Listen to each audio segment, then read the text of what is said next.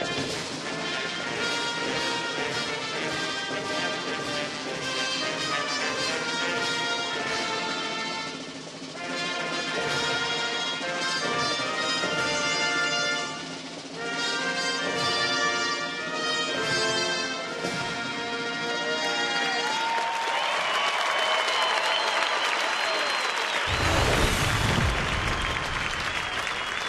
and gentlemen, members of the 531st Air Force.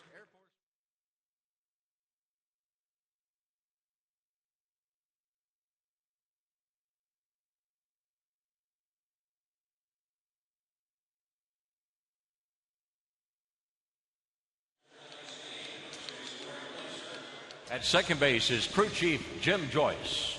At third base, Adam Hamari. Behind the plate tonight, Doug Eddings.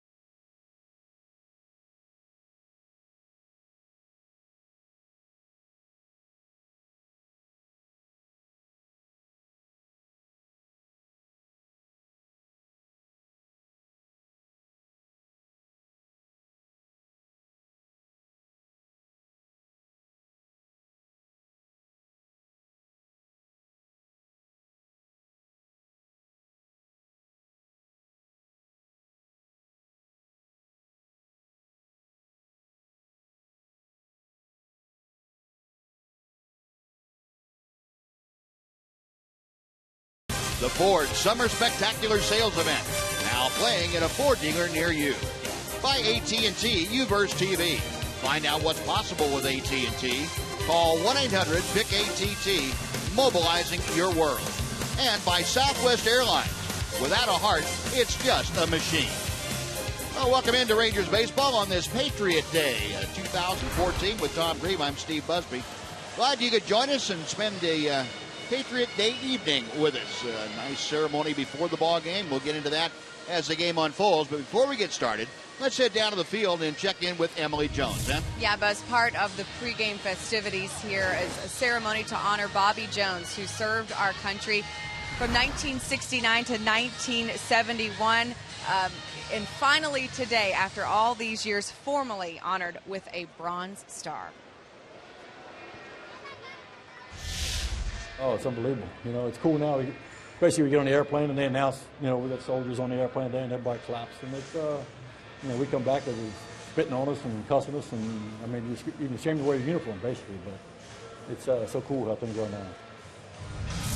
So a big thanks to Bobby Jones for his service to our country, and quite the stark contrast, Bobby says, from when he came home from Vietnam, as you heard him talk about there, and the way that our soldiers, our servicemen, and our law enforcement and first responders are treated today. A lot of because of the events that happened here on September 11th, or in New York rather, on September 11th, so many years ago. And so the country and the way that it views its servicemen and women and our first responders has definitely changed for the better. And so if we do nothing else but learn from that day how to treat those men and women who take care of our safety and our freedom, that is one thing we can learn, guys. Emily, very well said. Thank you very much. And tonight, everyone at Fox Sports is proud to salute Gold Star families. And these lapel pins are symbols of honor that are presented to the surviving families of our brave men and women who lost their lives while serving on active military duty. Families of service members who paid the ultimate sacrifice deserve our respect, our gratitude, and the very best support we can provide. We welcome them all this evening. Thank you very much for being with us, and thank you for your sacrifices. Good crowd on hand for this Patriot Day ball game. And this Patriot Day, certainly a nationwide celebration. It's a day of service and remembrance. And the motto of the day is, we shall not forget the tragic events of 2001. Boy in red there that you saw, his name is Daniel Markham. And the young man in blue is Caleb Hester. They are the sons of fathers who made the ultimate sacrifice, losing their lives in the service of our country. And it's indeed a great honor to have them with us. They are members of Gold Star families that are being celebrated here tonight. So we appreciate them coming out. We'll show you what they did prior to the ball game tonight. They had two very important duties to perform, and they did it flawlessly. Well, the Rangers have taken the field here tonight. We are going to have baseball, and just a very special day. And we all remember, I think, those of us that are old enough to, back to 2001 when the tragic events happened and how baseball was really part of the fabric of recovery for this country. And, of course, then President Bush throwing out the probably the best first pitch ever in baseball, as he was at Shea Stadium throwing out the first pitch before the first ball game that resumed after the hiatus for 9/11. And the crowds poured into baseball parks all around the country. And really, it was a great way for this country to come back together and to heal. There's Daniel Markham taking out the first ball and showing it to everyone as he was on the mound out there and delivering that first ball, a very important duty for Daniel. And nice to see him be able to get out there. And then it was Caleb. It is Caleb, as a matter of fact. Caleb has also the important part. Listen to Caleb. Most famous words in baseball. There we go. Nice going, Caleb. Nice going, Daniel. Very well done. Well, we can officially start baseball now. That's great. It's great to see that. And boy, those families deserve to be honored. And certainly the memories of the members of their families that were lost deserve all of our respect and admiration. Now, Nick Martinez on the hill tonight for the Rangers. Rangers trying to snap a two-game losing streak. They've lost the first two games of this three-game series against the Angels. Angels are on fire. They have won 7 straight.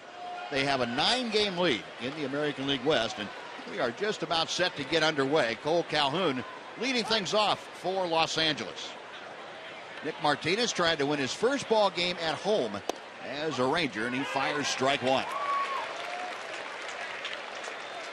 Our Sonic scouting report for Nick.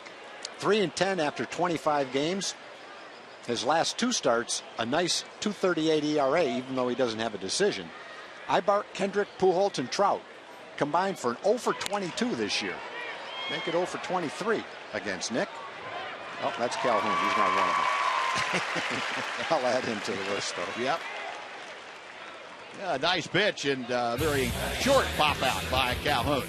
Take a look at the Angels lineup tonight. The rest of it will face Nick Martinez. You saw Cole Calhoun. Mike Trout is next. Then it's the DH tonight, Albert Pujols. Howie Kendrick is batting cleanup.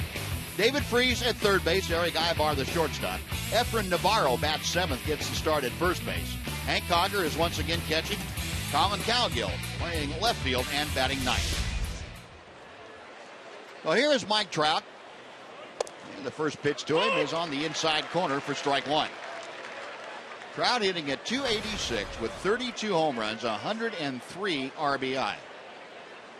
373 on base percentage. Trout has scoring 101 runs, and he lets a little looper out to second. Well, not quite as high as Calhoun's, but the same effect. Got jammed, and two jam shots for 2 outs very quickly for Nick Martinez. Take a look at the Ranger defense tonight, delivered to you by DeMontrot RV. Ryan Rua in left, Leonis Martin in center, Michael Choice in right. Adam Rosales at first. You saw Rougned Odor. He's been busy in the early going. Elvis Andrus, his partner, at short. Adrian Beltre at third. Tomas Dailies is catching tonight for the 24-year-old right-hander Nick Martinez. 2 up, 2 away. Here is Albert Pujols, who takes inside for ball 1. Now, one thing you can tell, Buzz, the last couple of days, the Ranger pitchers are definitely trying to throw in to the Angel hitters. Last night, I guess 3 Angel hitters were actually hit by pitches, and it definitely wasn't anything intentional, but they were definitely opportunities for the Ranger pitchers to try to throw in. It just got him too far in. The pitch to Trout was a great pitch. He had a little smile on his face coming back to the dugout. Some of the Ranger players might have said something about getting jammed on that one. 1-1 pitch, and that is a knee-high strike. And Martinez with the advantage to Pujols. Albert Pujols, 278, 26 home runs, 92 RBI. Last 5 ball games, he has been pretty torrid.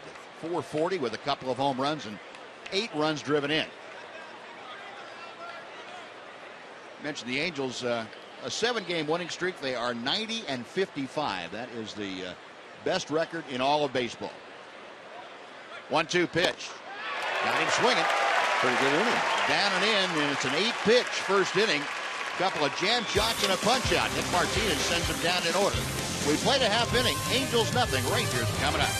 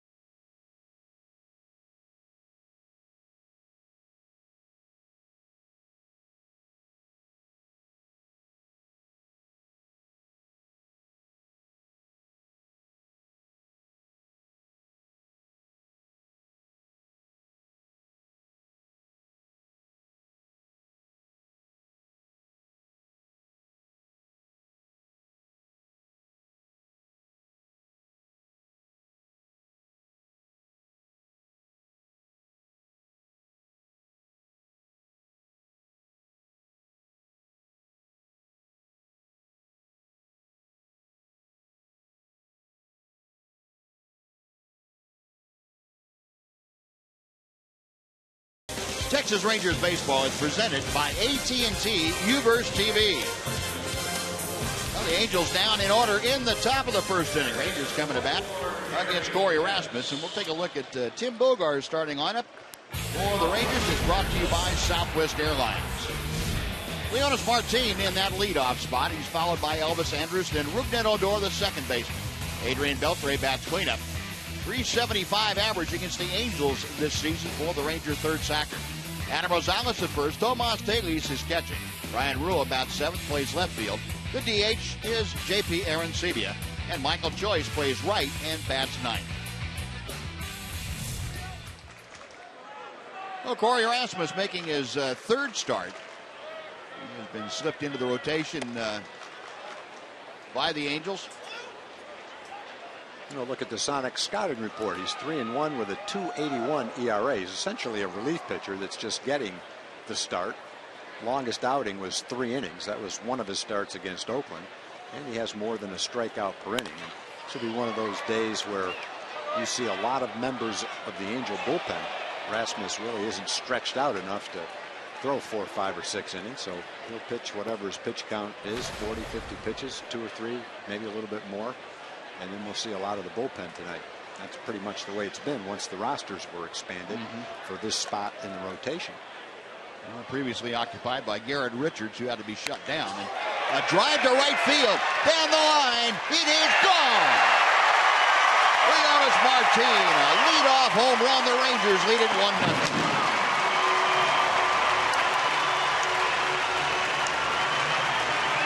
Martin, in his last 5 games, is almost a 500 hitter. Now stretching into the 6th game, and we talked about Martin being able to hit the outside pitch the other way. That doesn't mean you never pull the ball, especially when you get a hanging breaking ball that stays on the inside part of the plate. That's what you're supposed to do to that pitch. And it's not necessarily a swing that produces a home run, but when you pull it right down the line in this ballpark, all you have to do is hit it about 240 feet, and you can get a home run. The line drive turned into a home run. The home run number 7 for Leonis Martin, and the Rangers jump out in front 1-0. There is the video definition of a hanging curve. And you know, maybe a month ago, before he got into the streak he's in right now, before he waited on the ball, laid off bad pitches, maybe that's the kind of pitch he would have pulled 20 feet foul. And now with the approach, it's an inside pitch, and he's able to hit it solidly and keep it fair, well fair, down the right field line.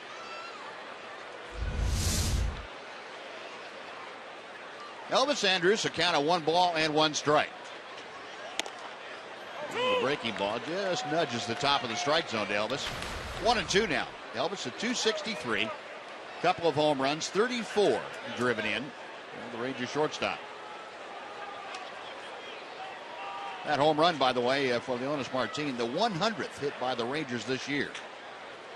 They are still next to last in the American League. High and tight, look out.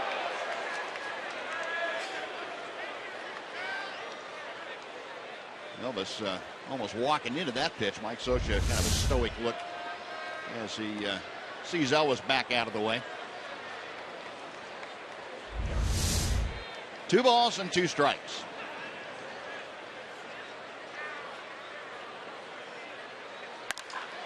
That ball is hit well to center field, but a lot of room out there for Mike Trout to range back.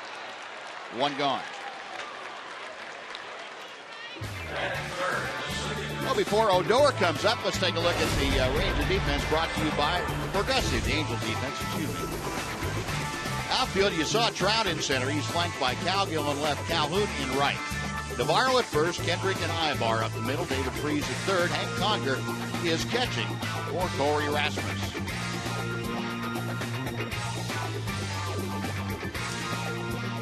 One away here in the Ranger first.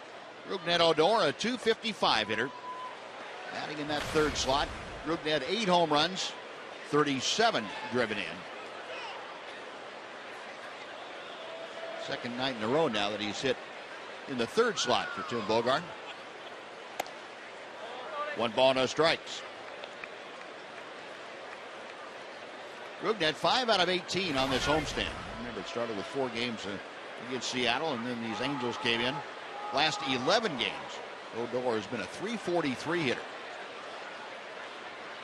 1-0 pitch.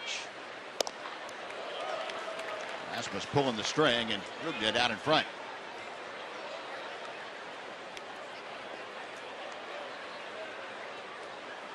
Tim Bogart said he had to pull Rougned aside the other day when he found out he was hitting third. So look, I don't want you to change anything. You don't have to be a home run hitter or do anything spectacular. Just be yourself in the number 3 slot. Now, that was a very good point. A young hitter, all of a sudden he moves up from the number 7 or 8 slot to the 3 spot. He thinks he has to be Babe Ruth. And a lot of times you won't get the performance that led you to moving him up.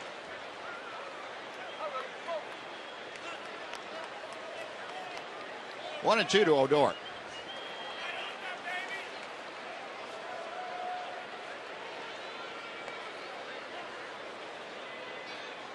Rougned still just a 20-year-old, playing not the last 3 quarters of this 2014 season at the big league level. Came up from Double-A ball and had very little experience at Double-A, to be quite honest. He has done a very good job of developing at the big league level, which is very difficult to do. 2-2.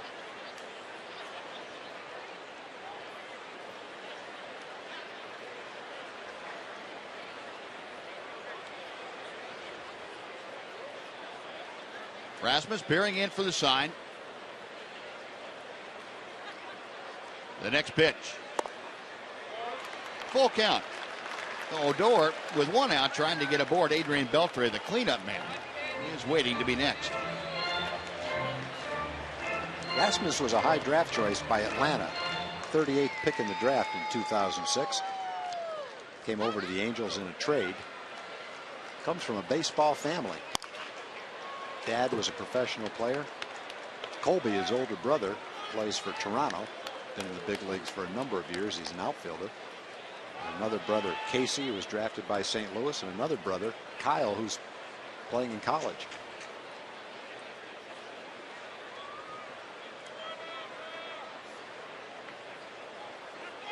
Odor awaiting the 8th pitch of the at-bat from Corey Rasmus. Another 3-2 and another foul ball.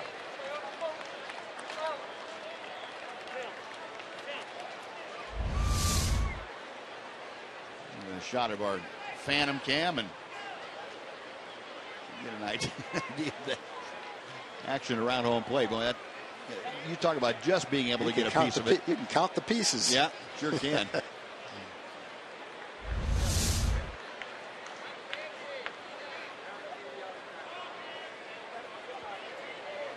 Conger going through the signs, and Rasmus again set. And that's out of play down the left side. Odor having a very pesky at bat, we would say, against Corey Rasmus. Rasmus already at 17 pitches with one out here in the first. Rangers have jumped out on top with Leonis Martin's leadoff home run. First time in this series for the Rangers to be ahead. And that ball is hooked down the right field line and it's foul. Rugna just a shade early pulling the trigger. And come back and try it again. Getting closer. Here's the 10th pitch of the at-bat.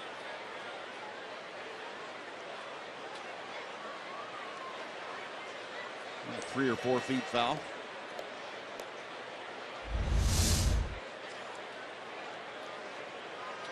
Rasmus hasn't found the right speed to either get it by Odor or make him be so far out in front he can't get a piece of it. Got him that time. Put a big wrinkle in it. On the 11 pitch at bat, and Rasmus gets the strikeout. 2 gone for Beltre. Very good curveball by Rasmus. Sharp breaking, downward breaking curveball. The 11th pitch finally got him.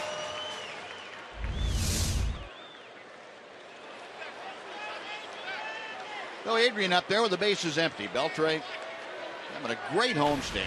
389 and overall 326. 326 average. Good for third in the American League. Takes strike one here.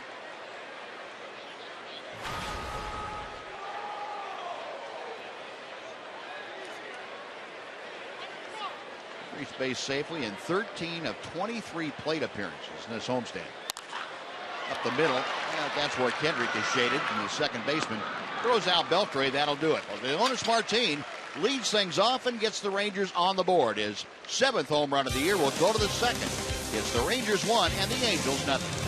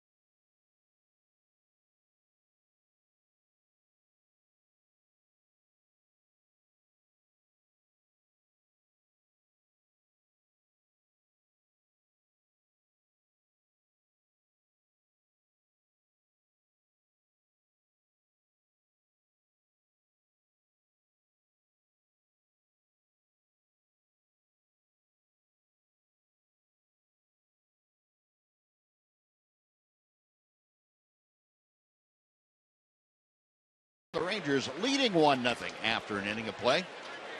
And Nick Martinez looking for his first home victory as a major leaguer out there now, and he will face Kendrick, Freese, and Ibar here in the Angels' second. Martinez had a couple of jam shots at Calhoun and Trout for a little pop-ups, and Albert Pujols went down swinging. And Kendrick takes a strike. And the pitch he threw to Albert Pujols to strike him out really moved down and in. Had excellent movement on it. It's one of those you wish you could bottle it up and throw it any time you wanted it. Albert Pujols is going to miss it like that. Most other hitters will too.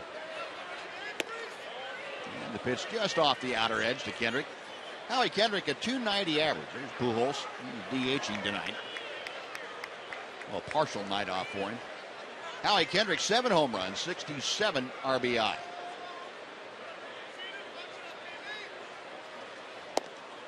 Now 2-1. This Angel club, first in runs scored. They have scored 705 runs. And just as a matter of comparison, Rangers have scored 561. So 140-point difference. And there's a line drive to right that's going to settle in for a base hit.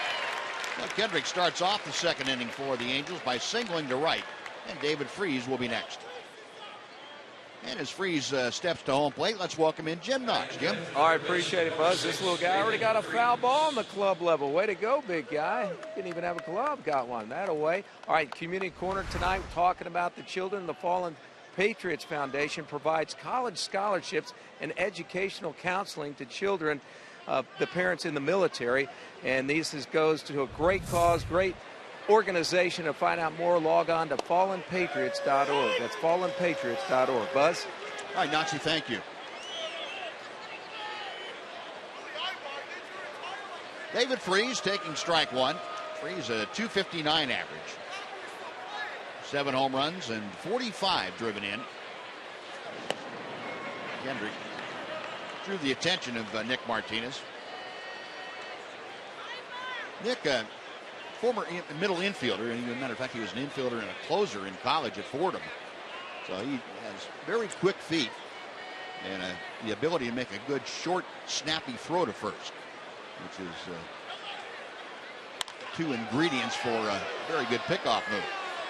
And Freese, a towering pop fly into shallow right. Coming on and colliding Choice and Leonis Martin. Michael Choice makes the catch. Well, the center fielder should take charge, but that might be going a little bit above and beyond taking charge right there. That's a pop up to pretty much straightaway right field. Choice was under it all the way. You like the aggressiveness and taking charge, but might have been going a little bit too far for that. Michael's got it under control. He's yelling for it, I would assume. Maybe he wasn't yelling for it. Leonis is yelling for it. Fortunately, the ball stayed in a glove.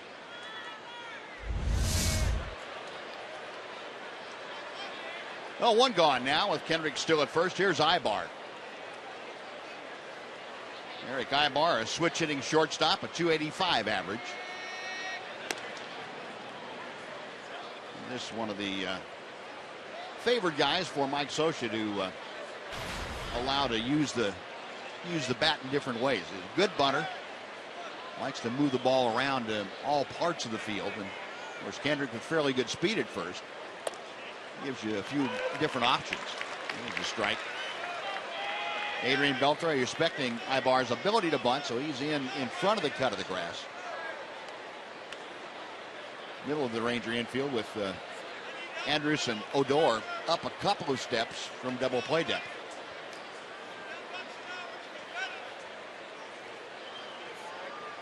Oh, 1 pitch.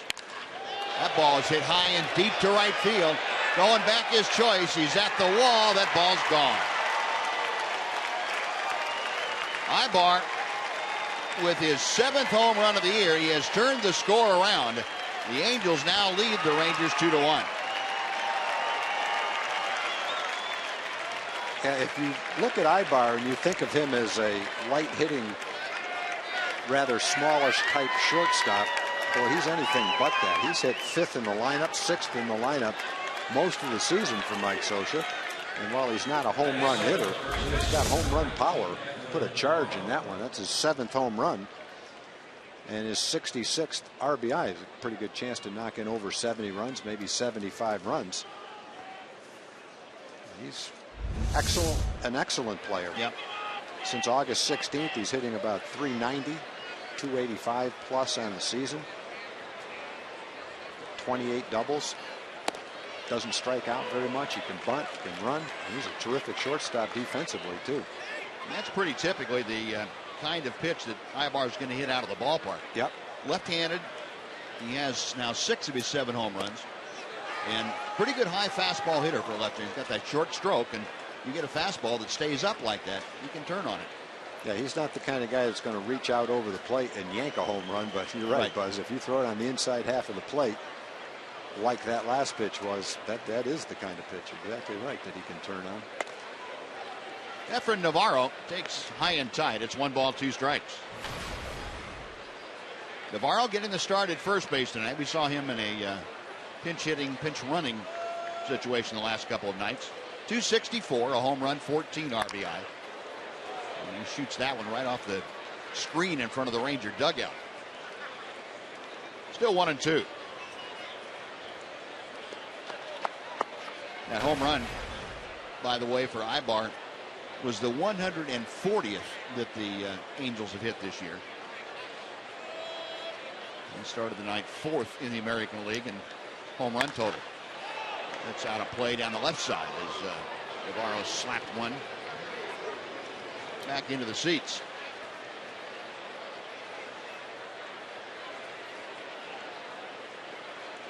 You remember last time out for Nick Martinez against Seattle. He took a shutout into the 6th inning and gave up the game-tying home run, a 2-run home run. Kyle Seager took him deep here. So the long ball has hurt Nick. That's about all the damage he's been giving up. 2-2 pitch. Changeup floats outside. The count has now gone full. So Navarro, the number 7 hitter, trying to get aboard with 1 out here in the second. Hank Conger, the catcher, is in the on-deck circle.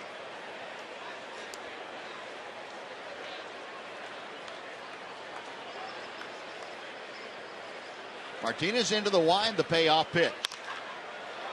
In the air to left center field. Rua and Martin going over. This time, Leona stops, and Rua has an easy play on it. 2 gone.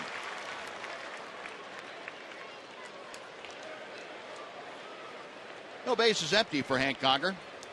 Batting catcher, number 24, Hank Conger. Conger, the switch hitting backstop for the Angels. He and Chris Iannetta pretty much splitting catching duties of late. 221 the average for Conger, and he takes high and outside for ball 1.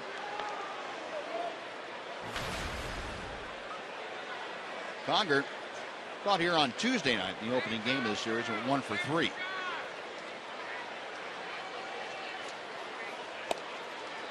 And the pitch comes in just about belt high. Looks like a changeup. A ball and a strike. Conger this year against the Rangers has given them pretty much a case of fits. He's a .310 hitter.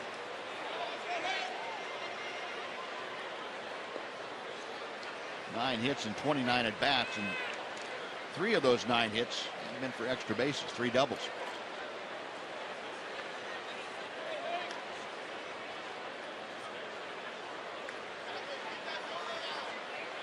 Tomas Teles flashing the sides out, sets that target low and outside. And Martinez hits it. 2-2.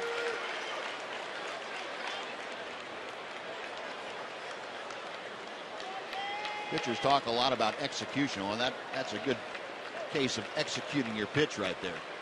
Visualizing the target and going ahead and throwing that fastball right to where you're looking. Inside, 3 balls, 2 strikes now. A base is empty with 2 away. Conger trying to extend this second inning. Colin Cowgill will be the next hitter.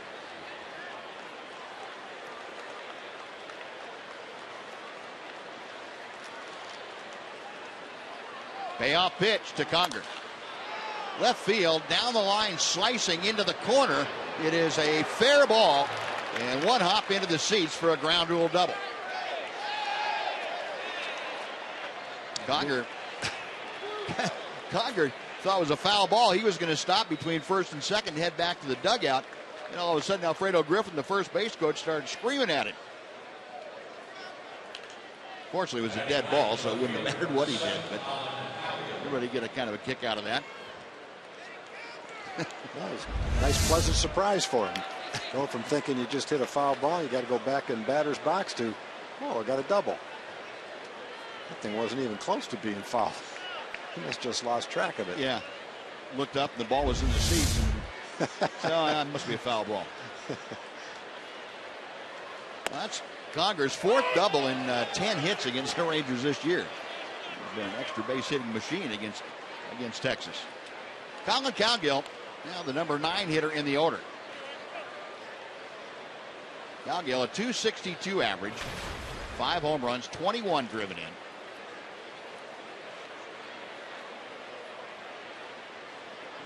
Cowgill, like Conger, has given the Rangers all kinds of problems this year. He is 13 for 28. That's a .464 average. 3 RBI and a triple against the Rangers. 1-1 pitch coming from Nick Martinez. He went around. Again, he's taking his mask off very quickly. And looking over to Mike Scioscia, who's screaming at him. I think Eddings took his mask off so fast it looked like he thought that was the third out of the inning. Or strike 3. And he took it off so he could get a better jawing to Mike Scioscia.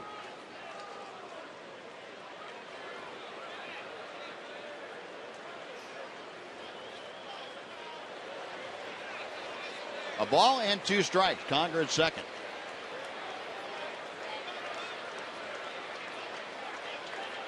Daly's flashing a series of signs out. And now Martinez with a 1-2 pitch.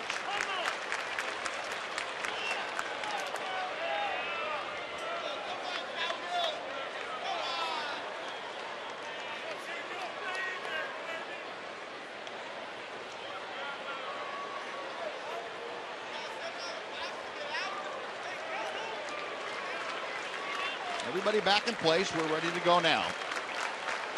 Nick sets. High chopper down the third baseline. That will veer off into foul territory. And we'll come back and try it again.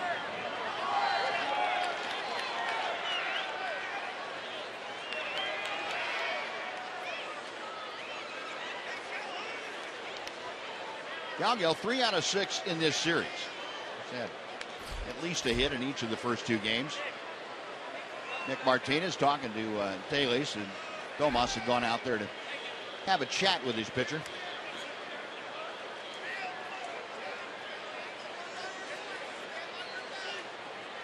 Jack in the box pitch tracker showing you that last one right at the bottom of the strike zone.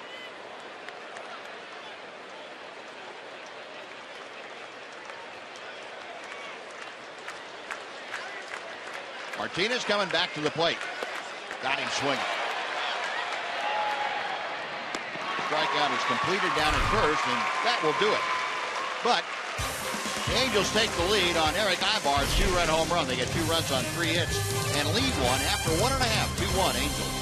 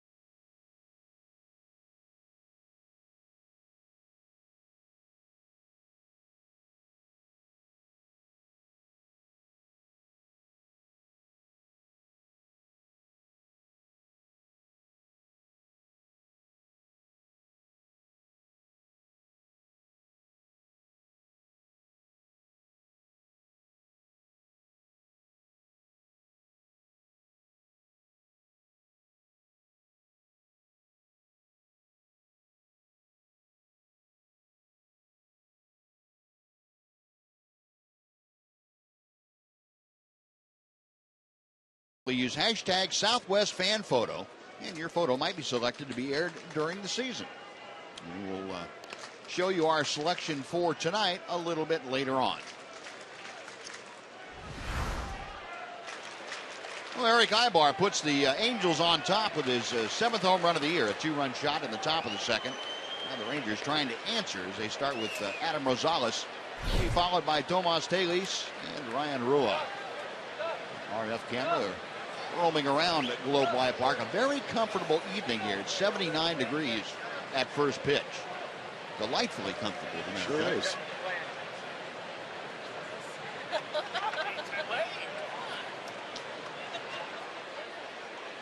Adam Rosales will begin things. A .291 hitter. 4 home runs, 17 RBI. Corey Rasmus to the plate and drops in a big breaking ball for strike one.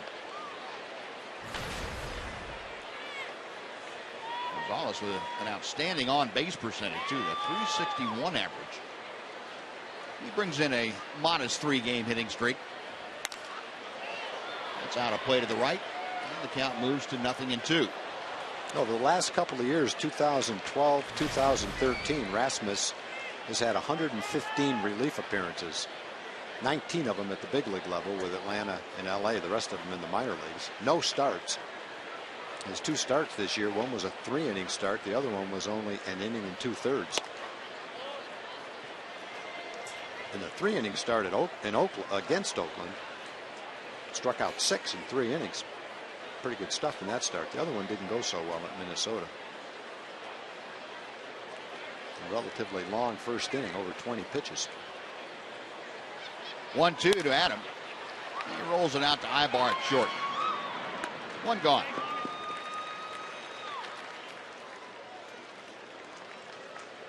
Oh, now Tomas Telis will come to the plate. Angels defensively fairly solid this year. They are 3rd in the American League. 74 errors, 986 fielding percentage. So Mike Scioscia, well, I remember last year was really bemoaning the fact that we were committing a lot of errors. So that's unusual. Guys were making throwing errors and just not a typical Angels season defensively. But they have picked it back up this year. Telis, a .250 hitter, switch hitter up there from the left side, takes high and outside for ball 1.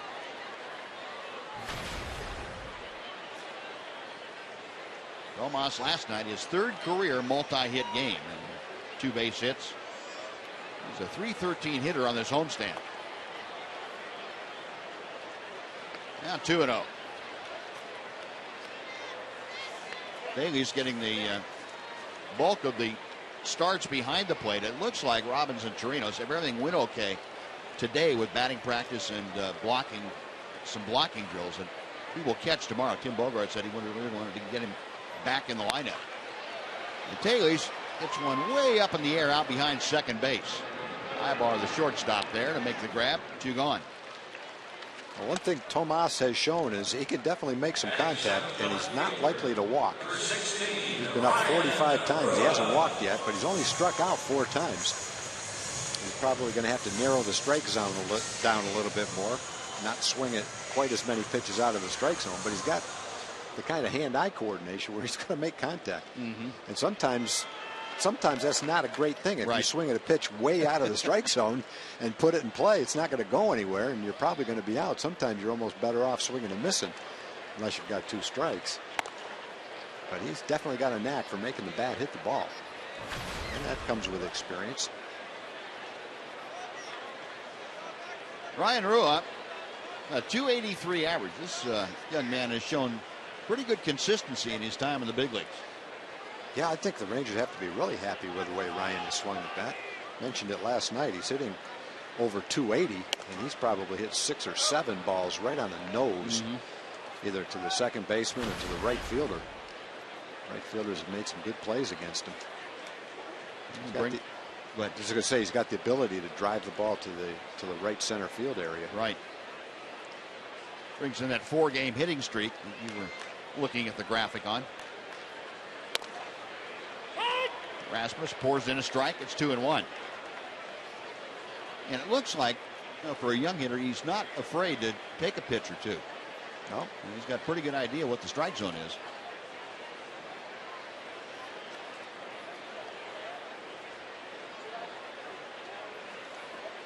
Rasmus back to the plate. 3-1. No, with 2 outs, Rua trying to get aboard. J.P. Arancibia, the Ranger DH, is going to be next. Angels leading 2-1 here with 2 out in the second.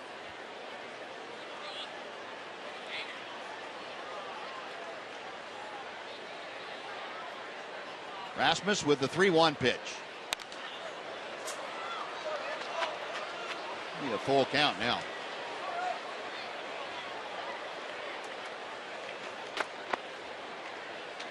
Ryan Rua is also not afraid to turn that thing loose.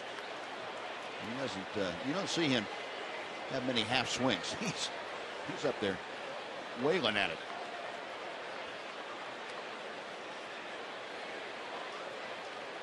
Now the payoff pitch. In the air to center field. Hit pretty well. Trout going back at the track, at the wall, up against the padding, and he makes the catch. There's another one. Yep. About 5 feet short of being out of here, and turns into the out to end the inning. Rangers gone in order after 2. 2-1 Angels.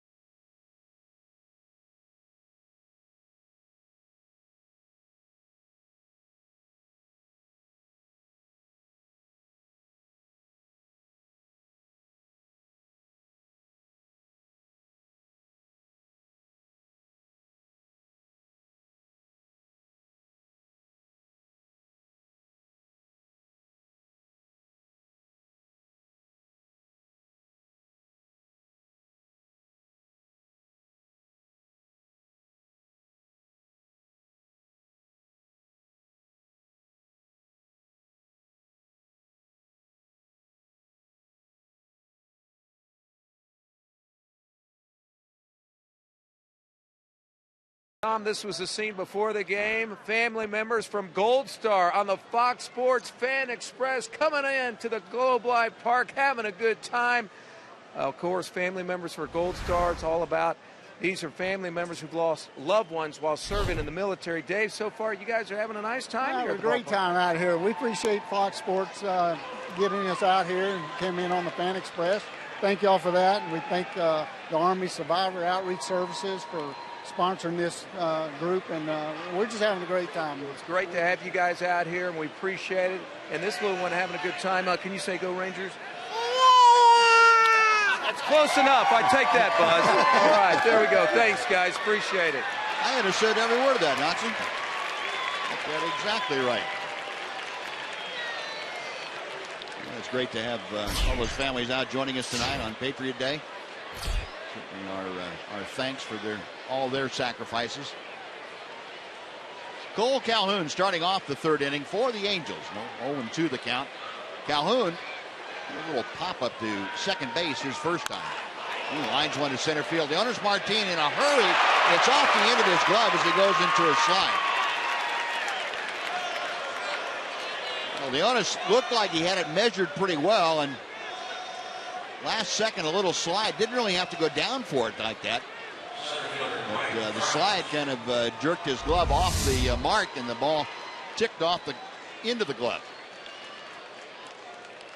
Yeah, I think the only thing I could think of is when the ball was hit, he thought he was going to have to slide for it. But once he got to it, that ball's almost waist high. All he had to do was catch it. Yep. That's going to go down as an error on Leonis Martin.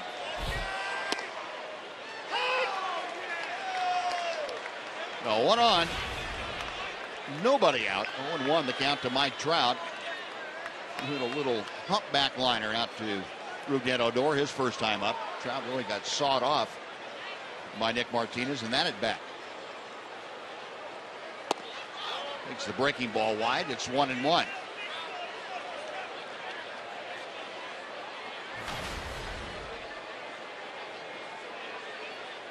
Trout, the last 4 ball games, a .375 average. A home run and 3 driven in.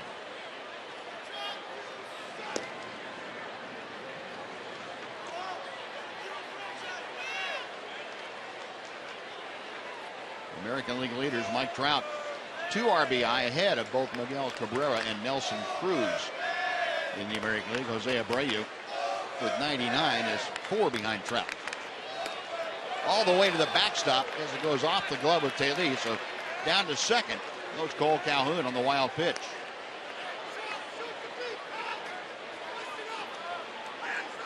Nick Martinez thought you just overthrew a fastball a little bit. Yep. Didn't quite get down through it. And the ball starts sailing on you. You're trying to throw a good hard fastball. There's no telling where it's going to end up. A 2-1 to Trout with Calhoun now in scoring position. High and tight at hitting. Second straight night that Mike Trout has been plunked. He is aboard to join Calhoun, and that'll bring up Albert Pujols. Again, trying to throw in, and a lot of times the ball in this series anyway has been too far in and hit the batter. Trout hit again. That one just grazed off him a little bit.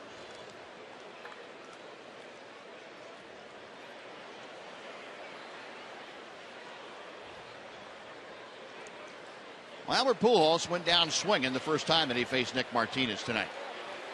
Nick really worked him over with a couple of pretty good sinking fastballs down and in. Little different situation here with runners at first and second and nobody out. Takes the breaking ball that ends over the inside corner. He saved his best pitches in this game for Albert Pujols. Sure has. Pitches he threw him the first time up were terrific, and that was pretty much an excellent pitch right there, right where he wanted to throw it.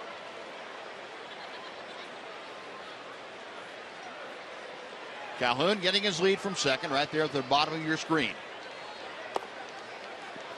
And we're going to have a pickoff play at first. Rosales sneaking in behind Trout, but Taylor just couldn't get a handle on the ball. Trout kind of wandering off first. Get a big lead. Yeah. Alfredo Griffin, the first base coach over there, saying, don't get picked off. You make me look bad. 1 ball, 1 strike. That was just a little foul. That's an Ian Kinsler ball. It right is. There. Up in the upper deck. What's that guy dressed up as? With a cape on, and he probably didn't think he was going to be on camera up there.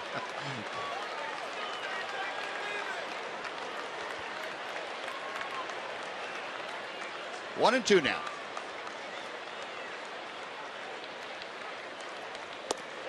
Check swing, he went around. Another great pitch. Yeah, Martinez really worked over Pujols twice. It's the second strikeout of Pujols, the third strikeout overall, 1 and on.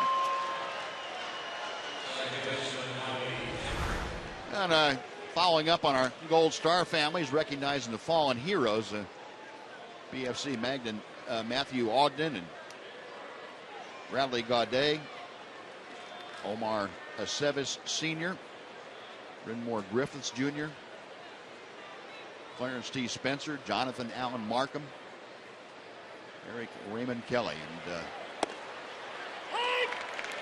And thanks to all of those folks, and also Ryan Daniel Collins, Brandon Bennett, Willem Newman, Richard Samuel Hester, Carlos Benitez, and Jeffrey A. Williams.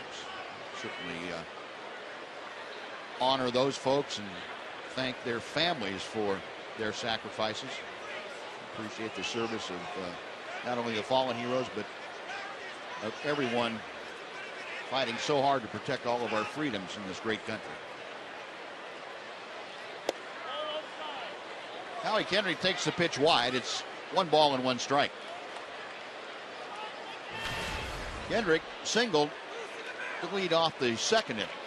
1 for 1 tonight. A .292 average for the Angels' second baseman.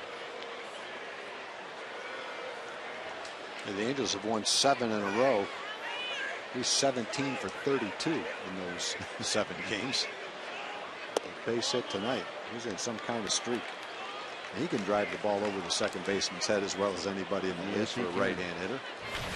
Yes, he can. And the Ranger outfield recognizing it. They're playing as close as you're ever going to see a center fielder and a right fielder play, cutting off that gap in right center.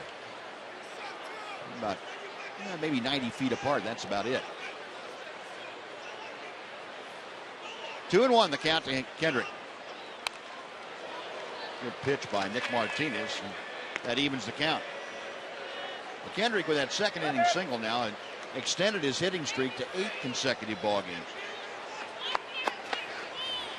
And he is, as Tom told you, he's been on a tear. He's now 5 for 10 in this series against the Rangers. His average has come down in this series from what he's done in the 4 or 5 games before that. That's right.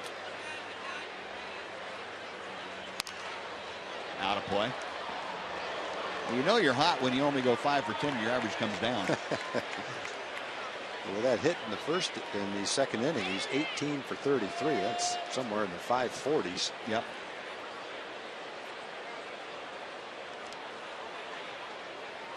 A strategy session on the mound with Elvis Andrus coming in and talking to Nick Martinez and Tomas Talis.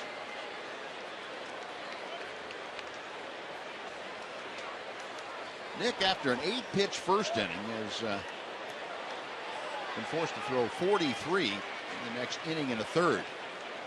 There was an error in this inning to start things off and a hit batter. 1 out now with 2 aboard.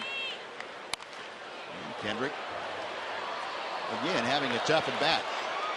Well, Kendrick is basically hitting his lifetime average. He's about a .292 career hitter. He's never hit 300 in a season. He's obviously hitting the 290s though.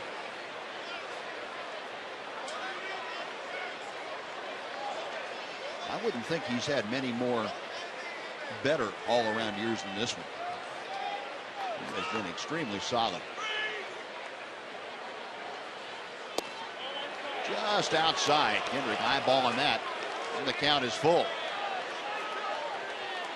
Nick Martinez kind of a longing look in the home plate umpire Doug Eddings. And you can see why. Could have been. Yep. So a full count with 2 on and 1 out.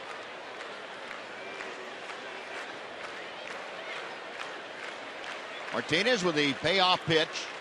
Runners on the move and a ground ball hit to short. Only play Elvis has is to first, and it's wide. And just keeping the toenail on the bag, Adam Rosales gets the out.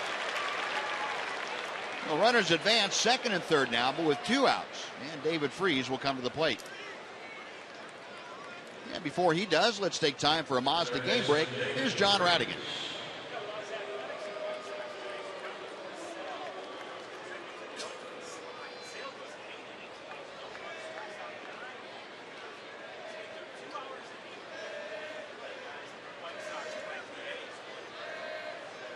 Thank you, John. Yeah, it doesn't take long. 218? Yeah, 218. It doesn't take long to have a 1-0 game if both pitchers like Sale and Kazmir are going.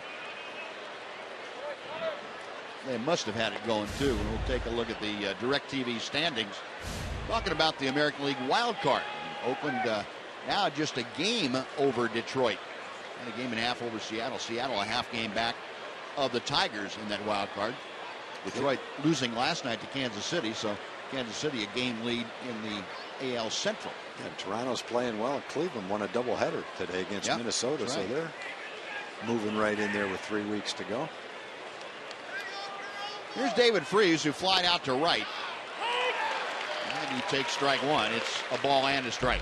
Well, if Nick can get Freese right here and pitch out of that jam, an error and a hit by pitch with nobody out, he will have done a very nice job, considering it's Pujols and Kendrick the first 2 outs. Right. And Freese has been swinging the bat pretty well the last 15 or 20 at bats as well. Inside, almost hit him. 2-1.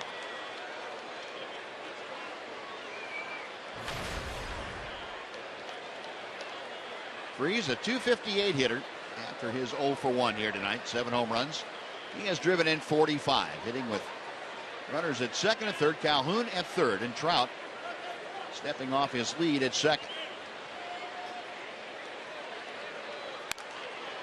And a play to the right. And the count evens at 2 balls and 2 strikes.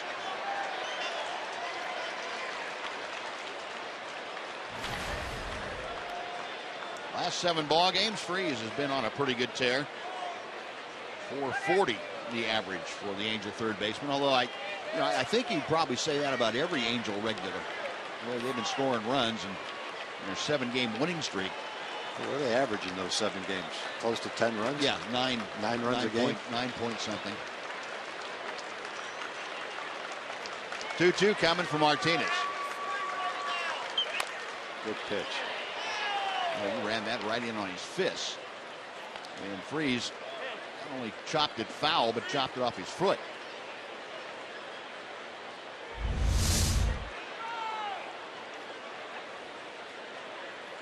As Nick continues to grow at the big league level and continues to be able to run that sinker in on the fist and the slider away, he's going to be more and more successful. He's done that a number of times tonight with success. Almost did it again. Yep. Thought about swinging at it.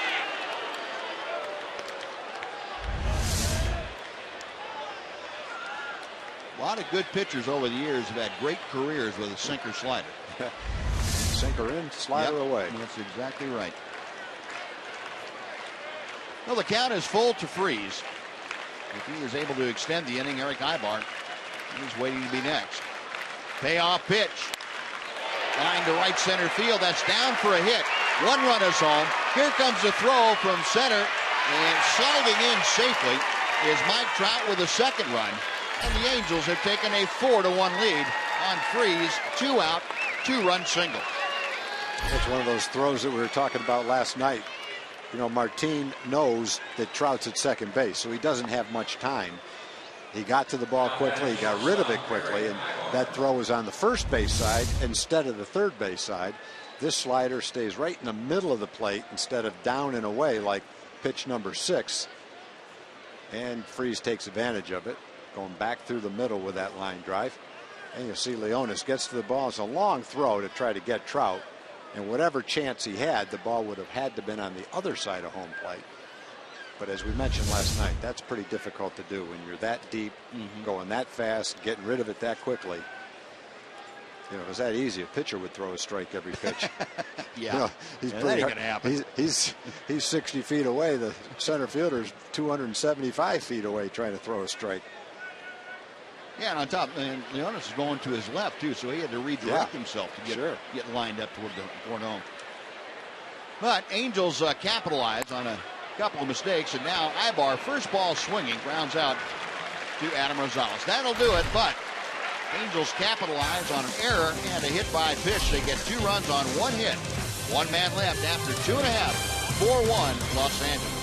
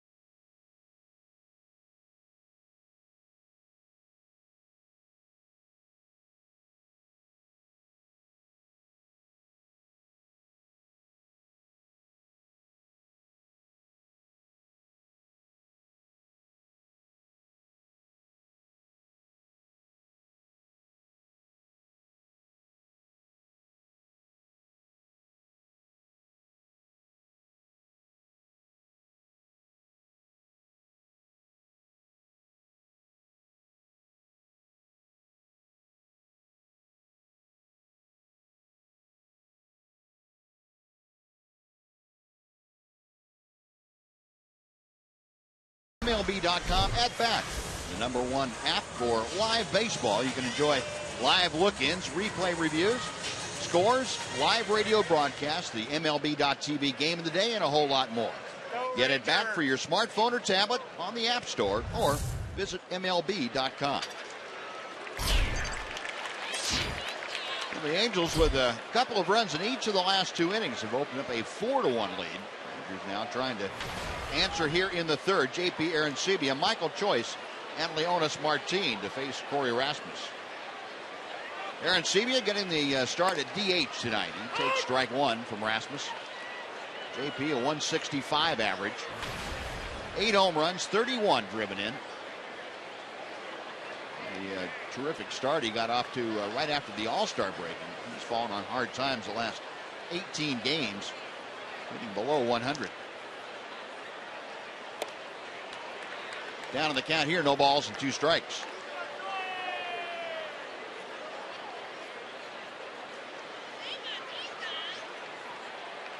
JP has had a couple of starts behind the plate also, with Robinson Chirinos battling that neck problem. Looks like Chirinos, though, may be back in the lineup tomorrow night. Or tomorrow afternoon, I should say. No, tomorrow night.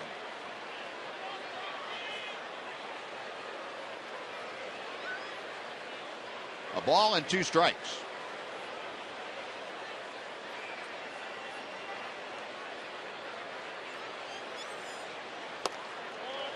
And that breaking ball just outside. Arancibia leaning on it.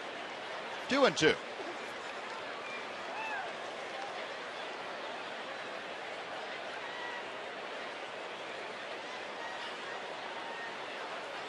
This is just the 4th start for Arancibia in his last 13 ball games. It's been a lot of inactivity for him. And he takes strike 3 here as that big hook from Corey Rasmus hits the top of the strike zone. And Arancibia, some parting shots for Doug Eddings. 1 gone. Well, Rasmus hung a curveball to Martin, the first hitter, who hit a home run. Yeah, that's kind of at the top of the strike zone for strike 3. Since then, he's retired 7 straight with 2 strikeouts. Now Michael Choice will step to the plate.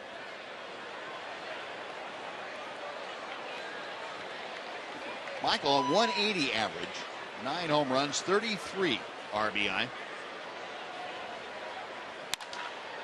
And he skies the first pitch to right field. Calhoun went back initially and makes that grab. That is out number 2, and it'll take us back to the top of the order for Leonis Martin, and it's time to take a look at Jimmy John's freaky fast delivery of the game. And right out of the chute, a freaky fast home run by Leonis Martin right into the wedgie in right field. Jimmy John's with that freaky fast delivery, and Leonis Martin with his 7th home run of the year. That was back in the 1st. And the Rangers have not had a base runner since. First pitch to Martin on the outside corner for strike 1. Well, Leonis increasing his home run and RBI total by a run, and a home run. 7 and 36 for the year. Shoots one the other way by the drawn-in David Freese, and Martin 2 out of 2. Well, we keep saying it every night, but he's doing it every night. It's starting to click for Leonis right now. He pulled the hanging breaking ball, line drive home run. And this time with the third baseman in to respect the bunt, which he's been doing extremely well. He takes the outside pitch and shoots it right by him. That's pretty much textbook hitting tonight for Leonis, and we've been seeing that for about the last month. Hitting 400 now in the last 27 games. Let's head down to the field and check in with Emily Jones. Em? Yeah, guys, it's exactly what you said. Leonis is talking about plate discipline, being patient, and obviously it's paying off. And if I keep that, I can see my progress, play, better at bat, better contact, and, that's what I want to keep all season. I want to keep all my career.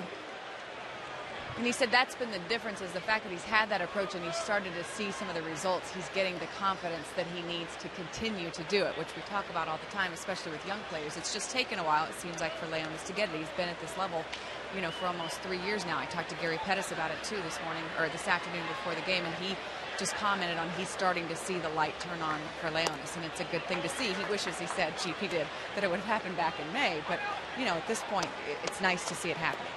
Sure, you're exactly right. I mean, it's you know, it happens to different times for different people. I mean, we're all a little bit odd in the way we go about things sometimes, and you know, it takes Leonis the time it's going to take him, and took Tom Gree the time it took him to figure it out. Never did click for me. The one thing it keeps boiling down to, though, if you believe in the talent of the player, and there's no denying the talent that he has. He can run, he can throw, he can hit.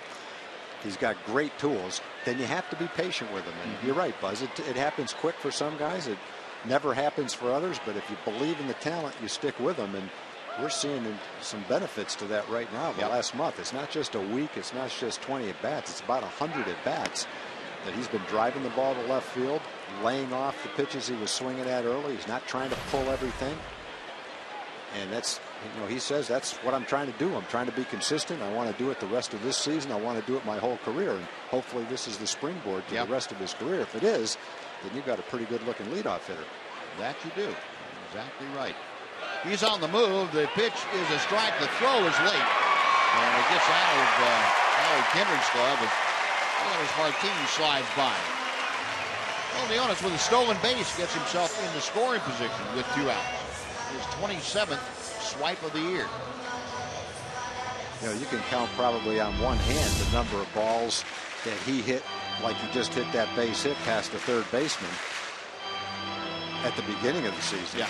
And now in the last 100 at bats, there's probably been 7 or 8 of them that he's hit sharply into left field that he might have fouled straight back, might have taken the pitch, might have tried to pull it. And it's working for him right now. He looks great. And he's the team leader in stolen bases with that 27th. The guy who is next at 25 is at the plate. Elvis taking ball 2. It's 2-1. Andrus, fly ball to center. Back in the first inning. Just 1 for his last 16 times to the plate with runners in scoring position. And there's the expected action. Vinny Pestano loosening in the Angel bullpen. As Tom told you at the outset, didn't figure to see Rasmus too deep in the ballgame. And he's just not stretched out, even though this is his 3rd start. The first 20-plus outings for him had been in the bullpen this year. So he had not had a chance to get the pitch counts up to where he could go 5, 6, 7 innings. Yeah, these 46 or 50 pitches is pretty much stretching him out from what he was doing earlier in the season. In the last couple of years, you mentioned it before, no starts in the last couple of years, 115 relief appearances, mostly in the minor leagues. Got him swinging. Gets up and off, and Rasmus gets his 3rd strikeout, and Rangers are gone. They can't do anything with a 2-out Leonis Martinez single. We're going to the 4th, 4-1 Angels.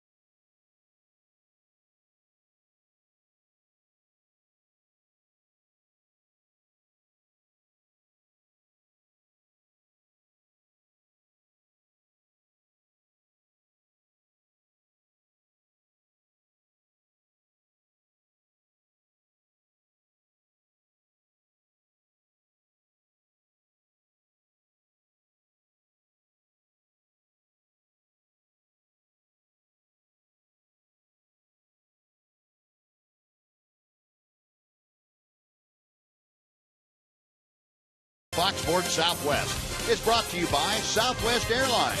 Without a heart, it's just a machine.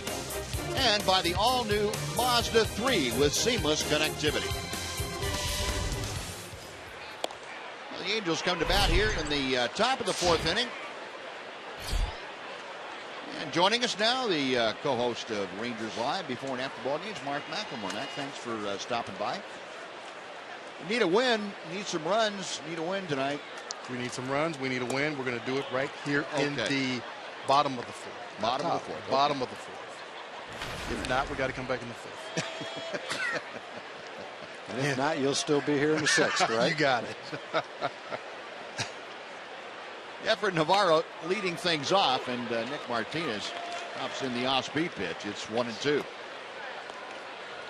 Nick Martinez gave up a 2-out, 2-run single to David Freese in the 3rd inning. And ended up scoring a couple of unearned runs thanks to the error that led that inning off. Navarro, a slow chopper down to his counterpart, Adam Rosales at first, one gone. And before Hank Conger steps in, let's go and check in with Jim Knox. Jim? I appreciate it, Buzz. Patriots night here at Globe Life Park, and something really special happened before the game. Colonel Moraski presented Bobby Jones, the Ranger coach, with a Bronze Star. What was this about, Colonel? Well, tonight it's about formally recognizing Coach Bobby Jones for his service to the nation in Vietnam. He spent 14 months in Vietnam, so he earned the Bronze Star earlier, but as practice was back then, unfortunately, soldiers would come off the plane, just kind of throwing the medal. So tonight we formally recognized him in honor of his combat service. And it really represents all the veterans around, but it was special to do it here on the anniversary of 9/11. So that's what the ceremony was. I was honored to be a part of that, honoring him and all of our veterans who have served this country. What a great story. And Bobby didn't really know about the ceremony until today. Now, in my understanding, it was a surprise to him. They let him know a few hours beforehand, which made it that much more special. His wife and his son was also out there next to him. So great way to recognize him and his service to the country. Appreciate it. Thank you for all your service to the country as well. Appreciate it, Colonel. Thank you. All right, Buzz. All right, Noxie, thanks. Yeah, it was a great ceremony before the game. And, you know, if you've been around Bobby Jones, you know that he's pretty understated. And that's about as proud as you are ever going to see Bobby Jones, and rightfully so. Yeah, you're right. Great moment for him. We see people honored before the game all season long for Player of the Month, for Gold Glove, what have you, the nice awards that players get, but that kind of is a big award. Yeah, right there. That's a little bit different. Yeah, that goes beyond Player of the Month. Yeah. And you know, I don't know. I guess everybody appreciates the awards they get, but I can't imagine anybody appreciating anything more than Bobby Jones appreciated that, getting that Bronze Star. And even though he knew 40 years ago that he'd earned it, it was still a matter of being recognized for it officially tonight. That's great. A 1 out here in the top of the 4th inning. Hank Conger at the plate. 2 balls, 2 strikes to count. Conger doubled into the left field corner. And a ground rule double as he blocked one just fair down the left field line that bounded into the stands. Count is run full, and Conger trying to get aboard with 1 out. Colin Cowgill, the number 9 hitter, to follow. Martinez with a payoff pitch. Off the end of the bat. Beltre will cut it off. Boy, that thing had some English on it. Almost ran up Adrian's arm. 2 gone. It looks like Adrian's arm is stronger right now than it ever has been. I've never seen a guy throw the ball from that angle as hard as he can throw it. Pitchers kind of hold their breath when they throw it around the infield, and he throws it back to the pitcher. They do. Not that this is a hard play, but from down there, take anything off it, boy.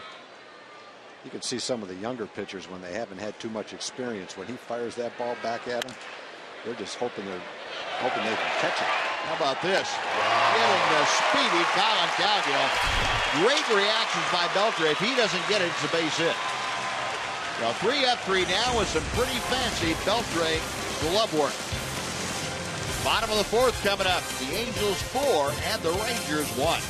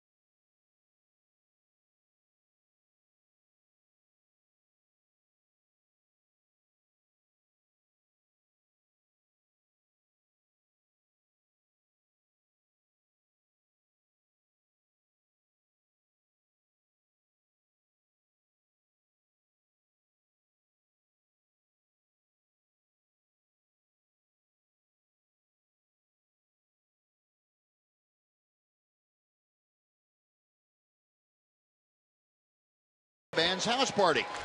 This year's event features Eli Young Band, Gary Allen, Pat Green, Cody Johnson, and Matty and Tay. And tickets start at just $25, and they're available at TexasRangers.com/Eli Young Band. Gotta hurry though, and buy it because these prices go up on Monday, September the 15th. So get your order in now.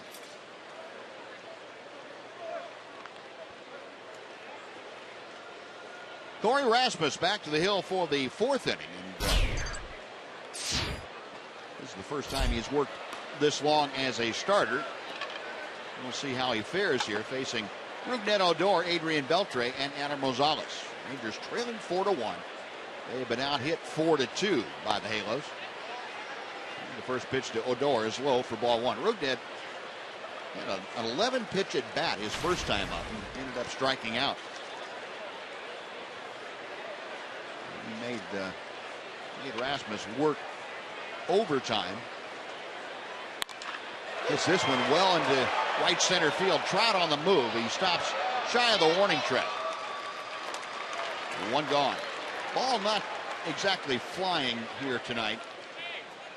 Wind is drifting out toward right field. It's out of the north and kind of a coolish night, so it's not going to carry, especially the center part of the field.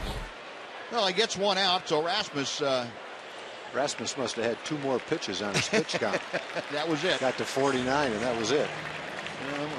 Vinny Pestano can't wait to get onto the hill. Well, we'll see what the Rangers think of that. We'll take a timeout. We'll come back and tell you about Vinny Pestano. 4-1 Angels back after this.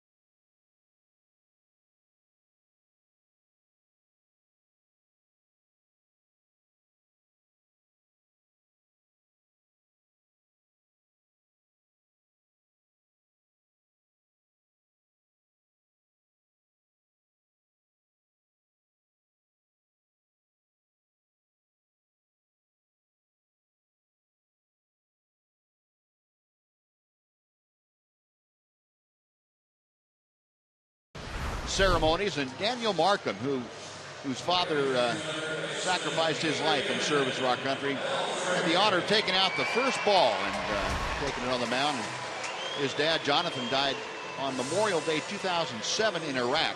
He was on his way to retrieve what was left of 2 helicopters that had been shot down. He was 22 years old and on his 2nd deployment in Iraq, and he loved the job as much as he loved his family. He left behind a 9-month-old son, Daniel, and his wife, Stacy. And certainly our thoughts and prayers with Stacy and the family, and our admiration for Daniel. And thank you very much, Daniel, and for your family. Appreciate the great sacrifice that you all have made. They're seeing that they're on TV. looking at the Jumbotron first. They have TV up in the booth. 13 different Gold Star families out here tonight. Great to have them all, and appreciate being able to spend Patriot Day with them. Vinny Pestano with those numbers for the year.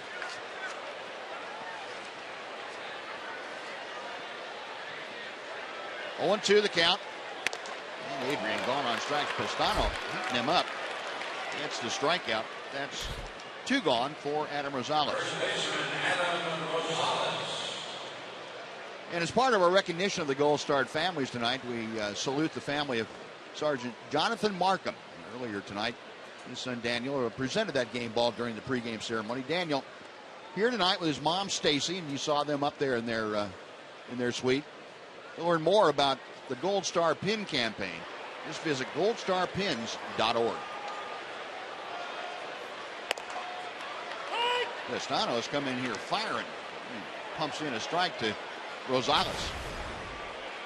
Adam, ground ball to short as he led off the second tonight. As Pestano's probably glad to get back in the game tonight after last night. He came in last night's game, only pitched to 3 hitters, gave up a hit and 2 walks, and that was it. So to Mike Scioscia's credit, he gets him right back out there tonight, and he looks like he's on a mission.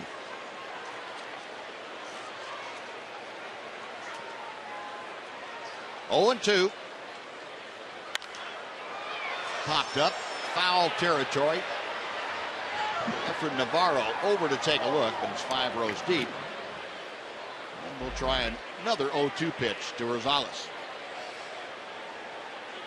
Well, for the Rangers tonight, the sum total of their offense has been their leadoff man, Leonis Martin. He has had a home run and a single. That has been it for the Rangers as far as base runners are concerned.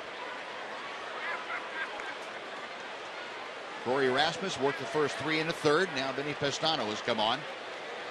Another 0-2 pitch. 1-2 to Rosales.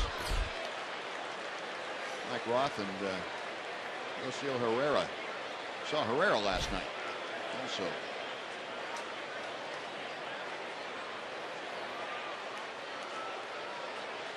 Pestano's next pitch.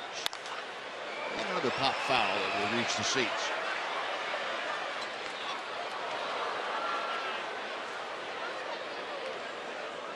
Rosales with the average at 288.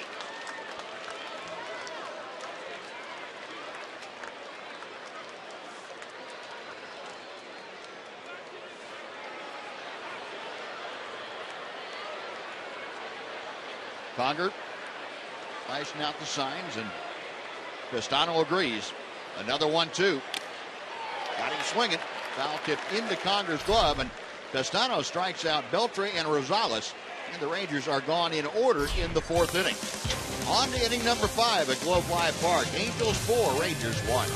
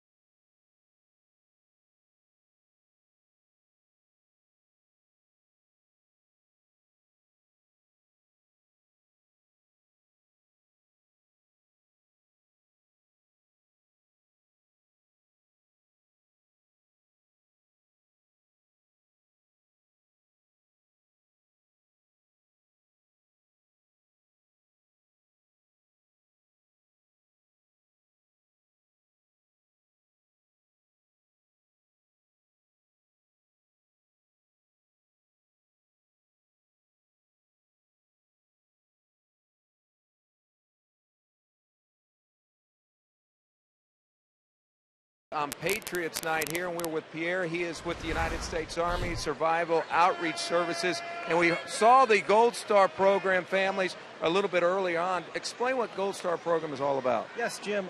We are here actually courtesy of Fox Sports West tonight and the Fox Sports program. Gold Star families, our families, there's 2 different types. There are families that have lost a loved one due to a combat-related death. They wear the Gold Star pin, which has a purple background. And then there's the other type of family, which is the next of kin family. They wear a pin that is all gold. Those are families that have lost a loved one while serving on active duty, that have died while on active duty. Great program, and here are the gold stars right there. Very nice. Thank you so much. I appreciate it, Pear. Buzz? All right, Noxie, thank you very much. Great honor to have all those families out with us tonight. Nick Martinez working to Cole Calhoun to start off this fifth inning. Calhoun 0 for 2, but he did reach on an error last time up. Came around to score on the 2-out, 2-run single by David Freese. Calhoun at 282 for the year. He has homered in each of the first 2 games of this series.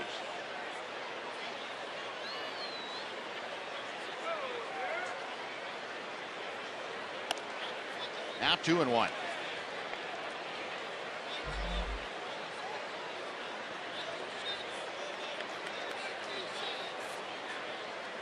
Nick Martinez approaching the 80 pitch mark, 78 with the next offering.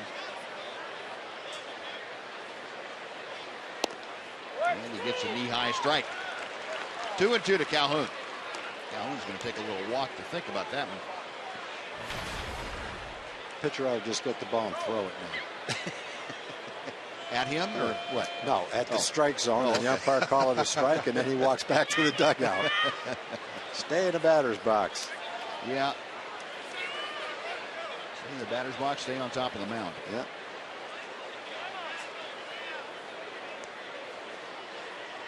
Saw the number for Calhoun that's pretty amazing. A .497 slugging percentage from the leadoff spot. That's a dual threat. Gets on base a lot and gets a lot of extra bases. Check swing on the breaking ball, and that runs a count full. And Nick Martinez trying to get that leadoff man here in the fifth inning. Mike Trout will follow Cole Calhoun. When the Angels have gotten their leadoff man aboard, they have scored. You got Kendrick aboard to start the second, he scored, and you got Calhoun aboard to start the third, he scored. And now Calhoun starting off the fifth. As Martinez comes back with a payoff pitch. It's out of play. We'll try it again.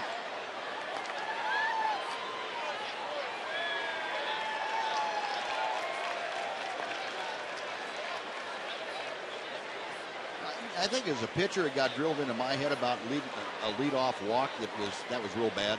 What did you guys think about position players think about that? Make any difference? I think any. Go ahead, Mac. No, I didn't particularly like it. I mean, typically, especially if it was top of the order guy, because then you've got the middle of the lineup coming up. Typically, that leadoff guy or second guy can run, so that's more pressure on the defense. So no, I didn't like that leadoff. When you're on defense, you liked it as an offensive player, of course, especially if it was me. You know it. Come on now. I think it boils down to what the cliches that people say all the time. The defensive players play better the quicker the pitcher works and the more strikes that he throws. You're just on your stands to reason. You're on your toes more. Well, that walk to Calhoun, the first issued by Nick Martinez tonight. With Trout up there, we'll see what Calhoun does at first. Trout takes a big breaking ball from Nick Martinez. It settles in for strike one. Trout tonight has hit a little jam shot liner to second for an out and been hit by a pitch. That was in the third inning. He came around to score. Calhoun, pretty good speed, but not a huge base runner or base stealer. And that pitch inside almost hit Trout.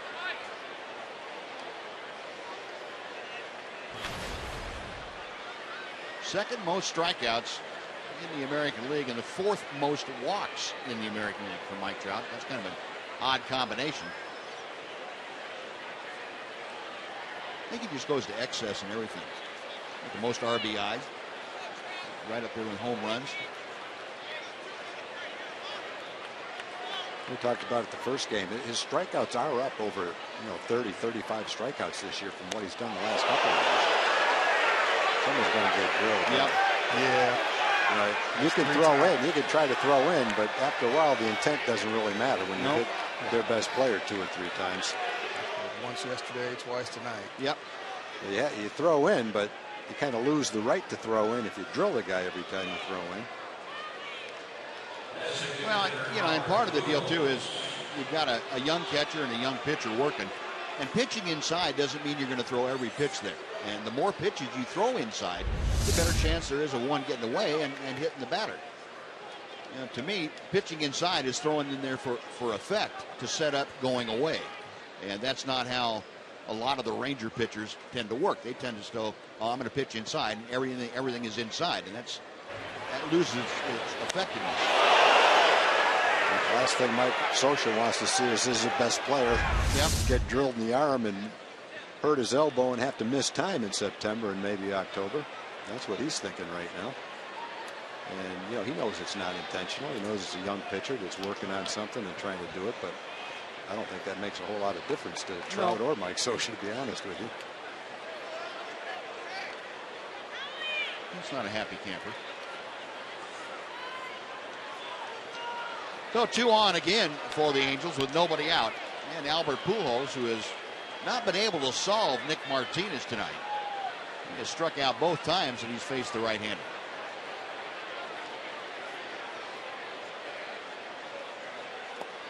And the breaking ball is low for ball 1. You keep putting Pujols in situations where a base hit can do some damage. You're playing with fire. Spencer Patton loosening in the Ranger bullpen.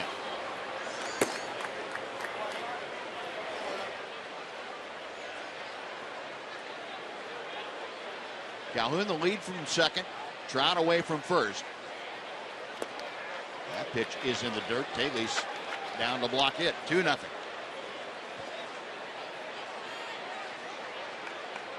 And this was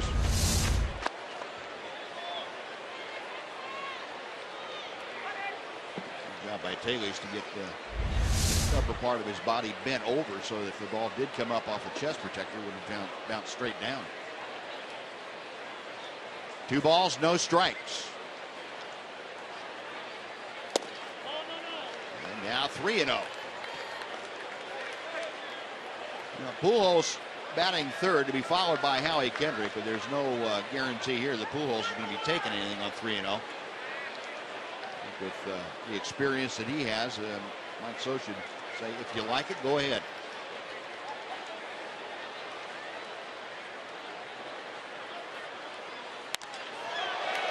To right center field. That is playable for Michael Choice. He makes the catch. Tagging at second, trying to move to third is Calhoun. He's in with a head first slide. Well, Pujols had the green light 3-0, and actually a pretty good pitch by Nick Martinez to get the fly out. Calhoun able to advance. The other thing, Mac, that I appreciate with Mike Trout is he's probably had 7 or 8 balls thrown in. He's been hit 3 times. He hasn't said one word to the pitcher. Yeah. He hasn't got up and looked at the pitcher. He's got up, dusted himself off each time when he hasn't been hit, or gone straight to first base when he has been hit. That's I respect that in him. Yeah, that's pretty good. He's a young player as well. Typically, a young player that gets not necessarily thrown at, but hit 3 times in 2 games.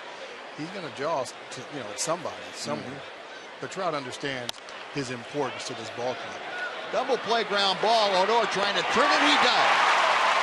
Nicely done by Elvis Andrus and Rougned Odor. And Nick Martinez out of the inning with no damage done. No runs, no hits. 1 man left.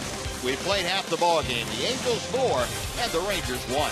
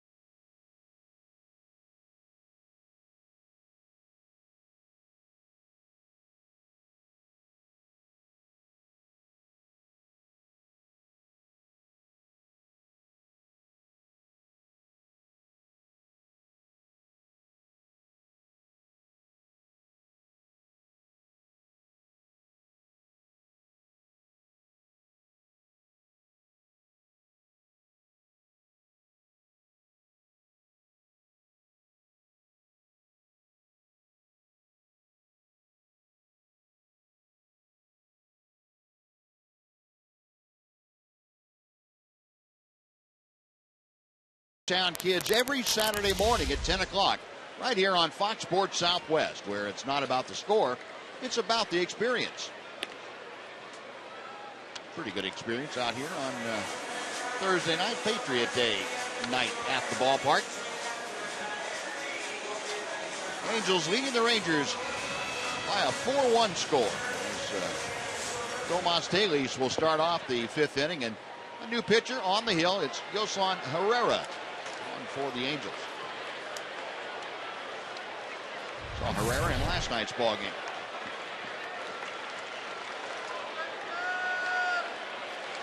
And the numbers for the right-hander, his 14th ball game of the year.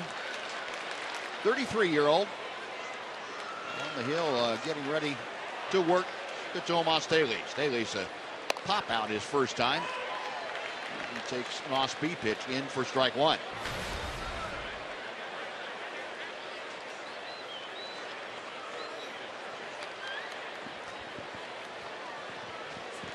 Oh, 1 pitch. Line right up the middle of base hit. Herrera had just enough time to get his glove up, but the ball was already by him. Well, the ground ball that ended last half inning, a very big double play. Huge play here. And typically when a guy isn't happy with what's going on, like Trout probably isn't right now, this is where you can, take out your frustration on that second baseman or shortstop trying to turn that double play. You see, Andrews gives Odor a nice flip, and you see Odor get up in the air. He got the throw off. He was down underneath, and that's something that he and Ron Washington worked on earlier this year, is being able to get that runner down by throwing from underneath. And did a great job and got his body in the air. So if he gets hit, the chances of him getting hurt are a lot less. So I don't nice think he job even got touched. No, he just straddled Trout, but slid right underneath him. That was beautiful. Very nice. That's probably a good guy to avoid, too. I mean, Trout's fairly solidly built. Yes. If you're the second baseman, Mac, you pretty much know what's going on, though. You've got to come underneath like that. You know the runner's coming after you. You right? have to. There's no way, if, ands, or buts about it. You have to know, number one, which way you're going to go. He doesn't give an inch. Watch him. I don't think he even got touched.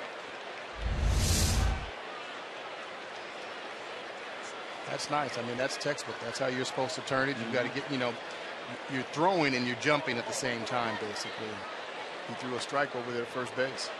I saw Elvis do that last night. Get up in the air as he was throwing. And of course, Elvis had a little more momentum going, so he was able to get up a little bit higher as he was making the throw.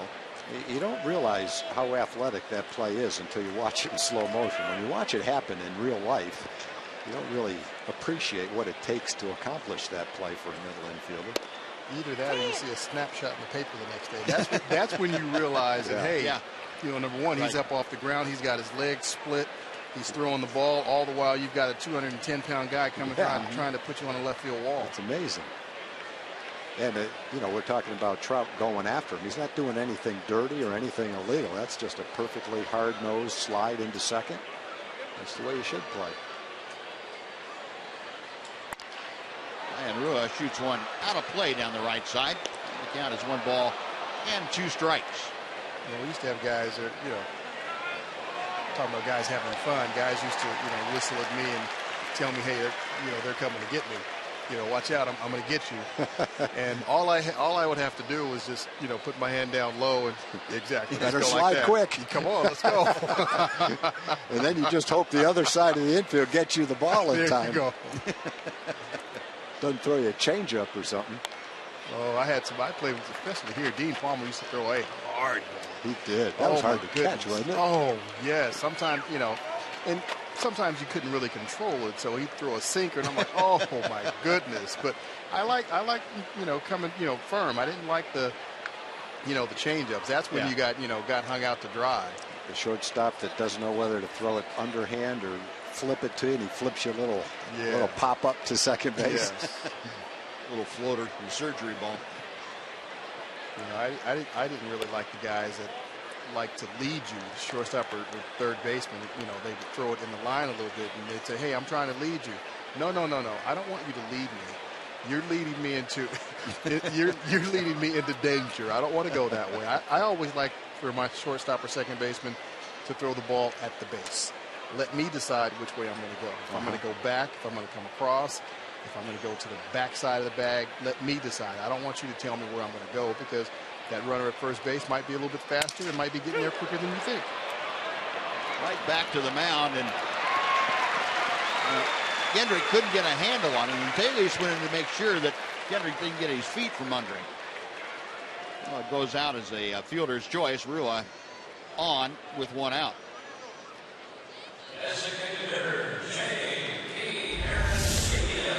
And Mac, would you decide whether to come across the bag, step back as the play was happening, or before the ball ever got to you?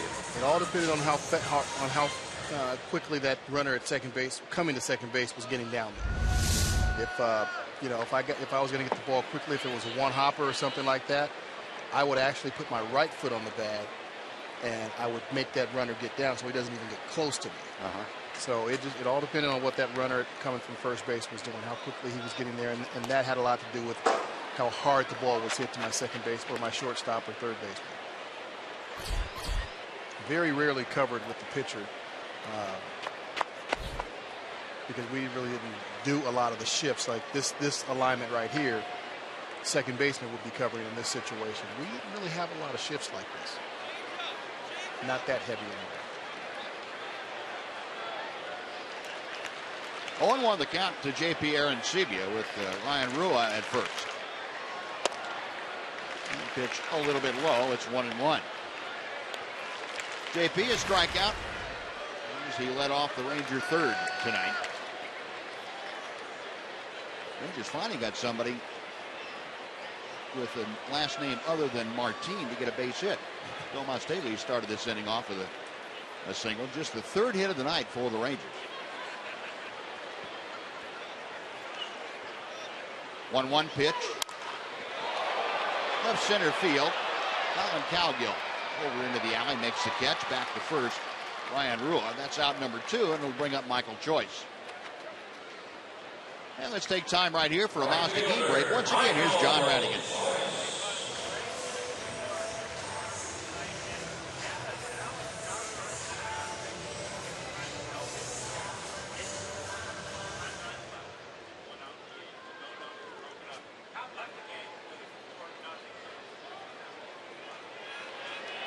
All right, John, thank you.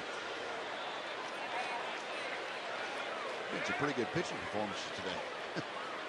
The Chicago Oakland game, Chris Sale and Scott Kazmir, a 1-0 Chris Sale win.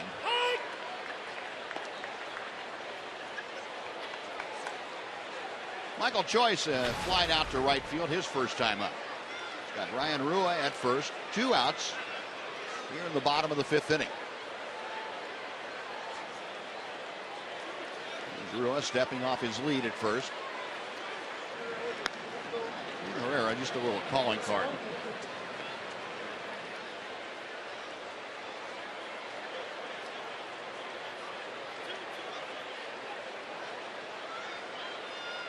Benjamin Molina keeping an eye on things happening at first base. Rua getting his lead.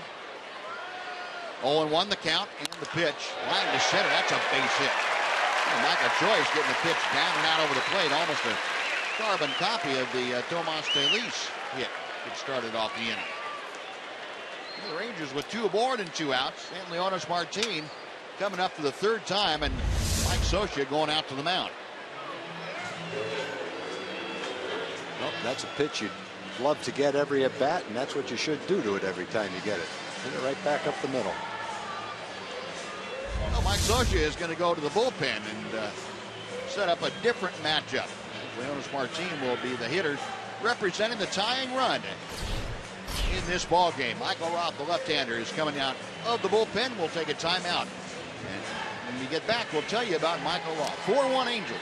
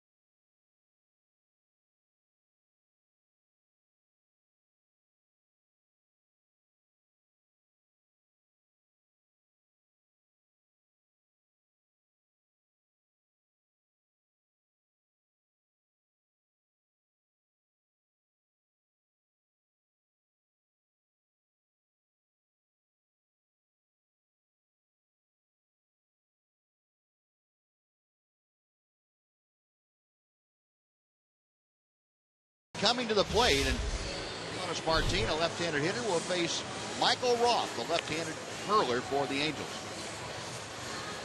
5th game for Michael. Michael Roth, a 24-year-old out of Greer, South Carolina.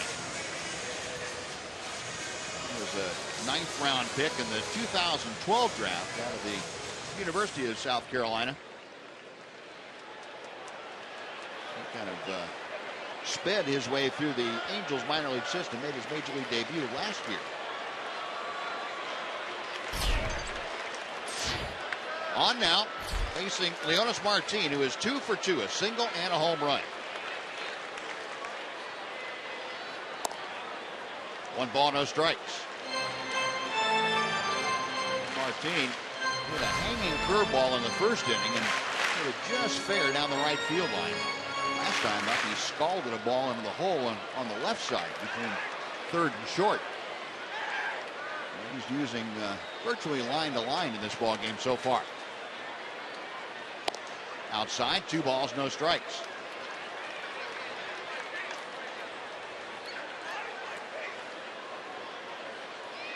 Ryan Rua, the runner at second. Michael Choice at first.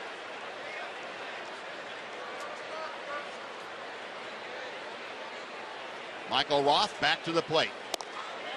And that's low and outside. 3 balls and no strikes.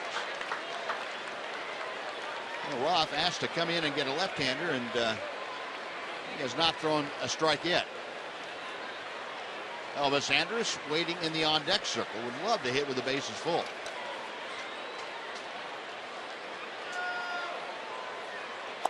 Ball 4, and we're going to see what he does. And it won't be against Michael Roth. I can almost guarantee you that. Mike Scioscia on his way back out to the hill again. It's going to be Michael, but it's Mike Morin that Mike Scioscia is going to call for out of the Ranger bullpen. So that'll do it for Roth, and once again a pitching change here at Globe Life. 4-1 the score. Rangers, though, with the bases loaded here in the 5th inning. We're back after this on Fox Sports Southwest.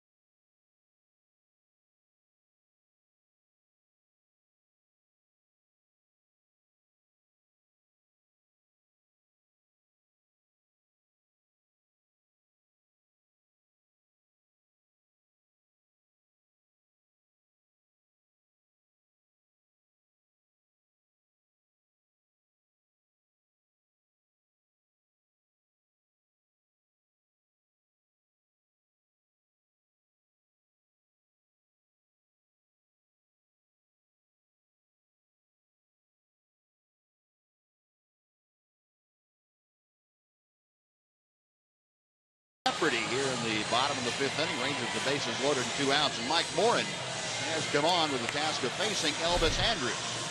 I saw Mike Morin the other day as well. 90, 92 mile an hour fastball. His best pitch is his changeup. You go up to face him, you're going to see at least one changeup every at bat. Almost a strikeout per inning. Good opponent's batting average as well. Angel bullpen has really been good. Last 73 times they've been out there, their ERA is 2.37. So Morin facing Elvis, bases full of Rangers. Elvis tonight 0 for 2, a fly ball and a strikeout. Ground ball right back to the mound. And on one pitch, Morin gets the job done. The Rangers leave the bases full on a couple of hits and a walk. We're going on to the 6th inning. It remains the Angels 4 and the Rangers 1.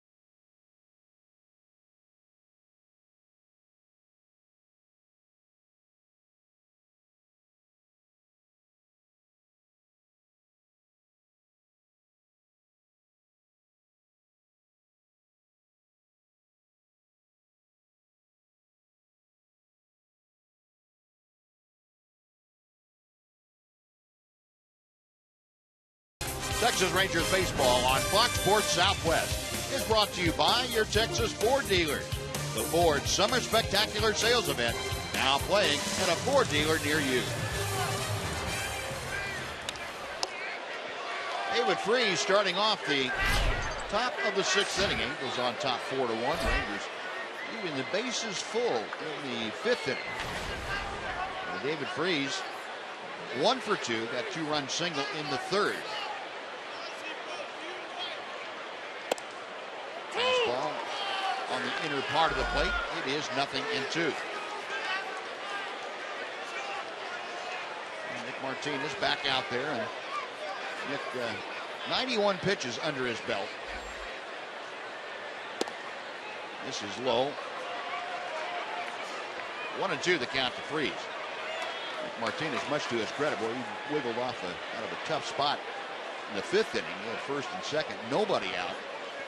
Got Pujols on a fly ball to right in a double play off the bat of Howie Kendrick to escape any further damage.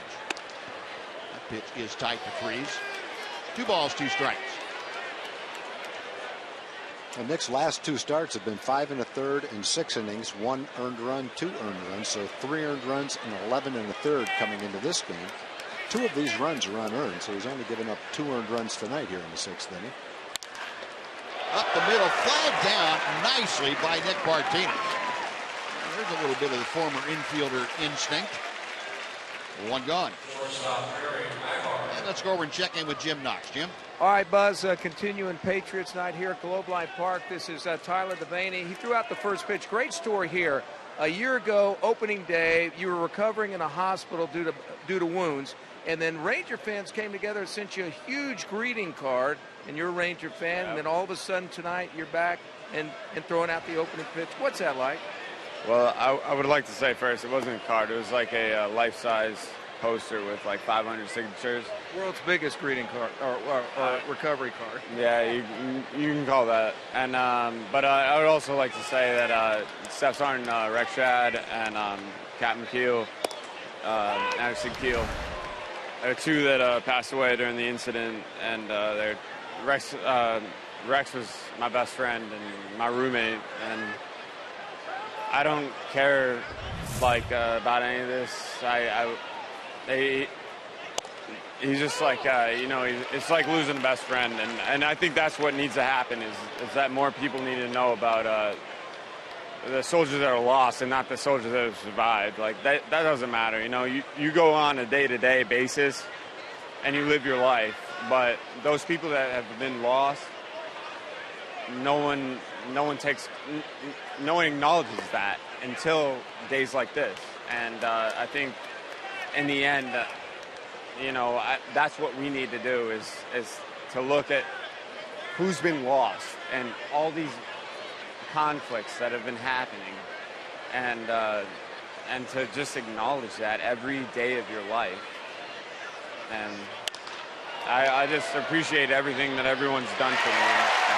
And I know everything's going on right now, but I just wanted to make sure that I let people know that, like, those two people that were lost, and there's two people that lost their legs on my deployment,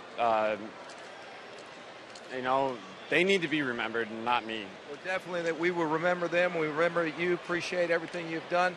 Sergeant Devaney, thank you for everything. Appreciate it. And Buzz, back to you. And let the big dog eat every day.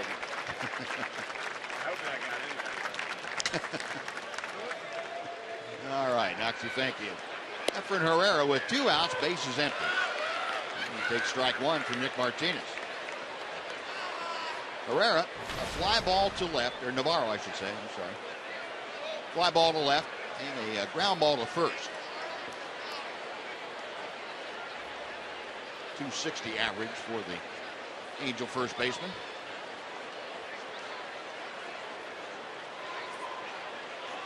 Hits are even at 4 in this ball game, but the Angels capitalized on a couple of miscues by the Rangers back in the 3rd inning.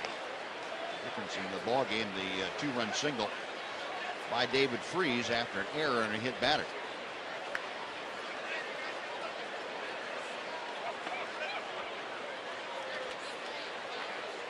Martinez with a 1-1 pitch. Navarro takes a strike. It's 1-2. Nick just over the 100 pitch mark now. 102 was his last one. 64 strikes, 38 balls tonight.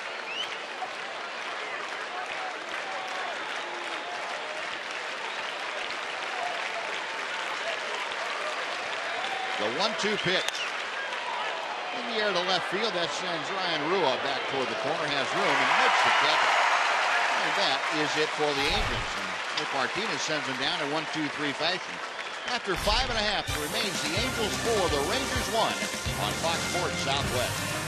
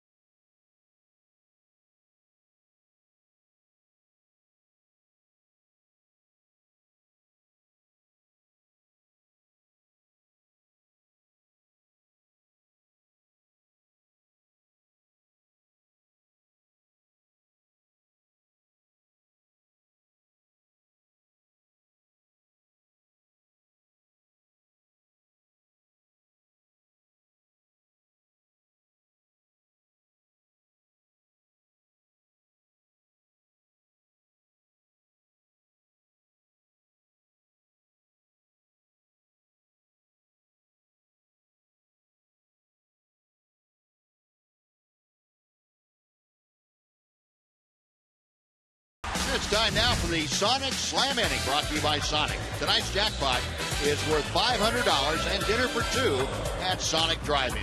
Tonight, the Rangers are hitting for Jane Gordon from Denton. And if the Ranger hits a grand slam this inning, Jane Gordon from Denton will win $25,000. You can register at any participating Sonic restaurant. And it'll be the middle of the order. Ruben Odor, Adrian Beltre, and Adam Rosales to face Mike Morin here in this Sonic Slam inning. Rangers trailing 4-1. The first pitch from Morin is high and outside for ball one. Rugnet, a strikeout and a fly ball to fairly deep center field.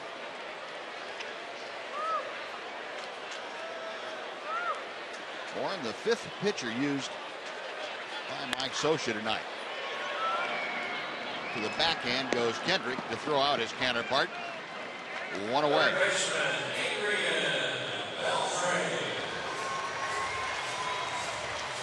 Morin has had two ground balls facing Elvis Andrus to finish the fifth inning, and Rugnet Odor to start the sixth inning. Beltre, ground ball to second and a strikeout tonight.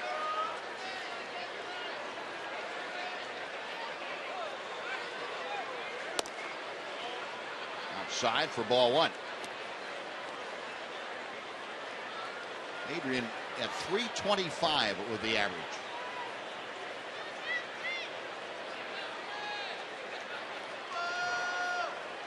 Morin, a high set. Misses low, 2-0.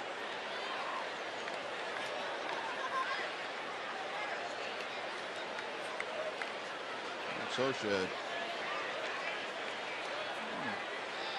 looking in on things and looked a little bit puzzled by something. That's not unusual though for Mike Scioscia. He usually looks like a little puzzled by things. A lot going on. And Scioscia, of course, skipper in the club that's having a great year for him. They're back to the 90-win level for the first time since 2009. 3-0 pitch to Beltre. Taken all the way, and it's in at the knees. Mike Morin, the 23-year-old, was the 13th round selection out of University of North Carolina back in 2012. And ball four puts Beltre aboard. And Adrian draws the one-out walk. Keeps his streak of reaching base alive. Either a hit or a walk. Beltre now 26 games consecutively. Let's check in with Emily Jones real quick, Em. You guys were talking earlier in the game about Adrian Beltre and how it appears he's gotten stronger as the season's gone on. He's taken incredibly great care of himself at this stage in his career, and specifically this season. And I know we've talked about the cryo machine and the hyperbaric chamber. He spends like an hour a day in that hyperbaric chamber before each game. So I wonder if that's maybe having some good effects. It looks like it, Em. I'm not sure what it does, but whatever it's doing for him, it's working. Yeah, I might try it. Double play takes care of the Rangers. They are gone in the sixth. Matt, thanks for joining us. All right, we'll see you after the ball game on Rangers Live. 4-1 Angels on to the seventh.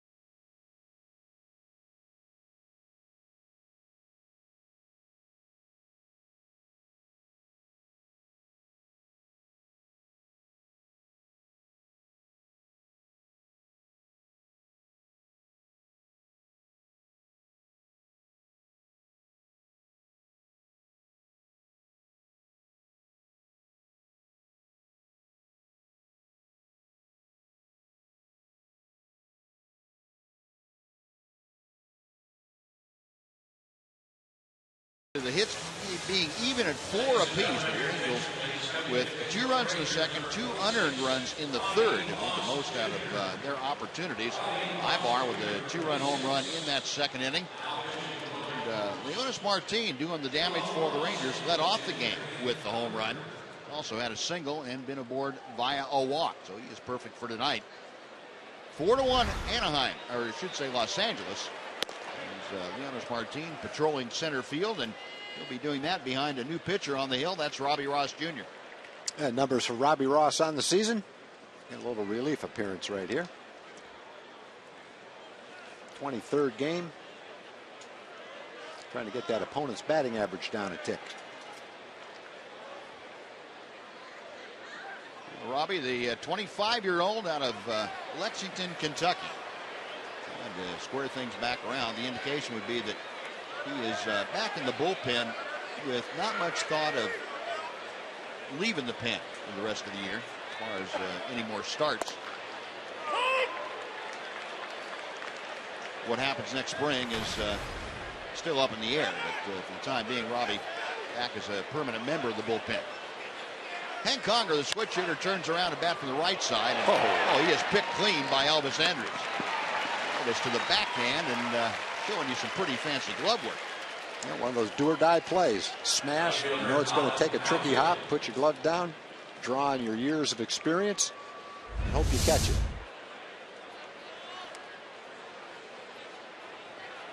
Just like that. He made that look simple in slow motion. I think it hit his thumb first. He's favoring his hand right now after he caught that ball.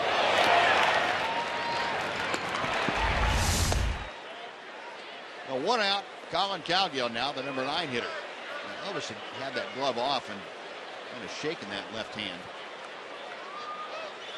A little grimace on his face.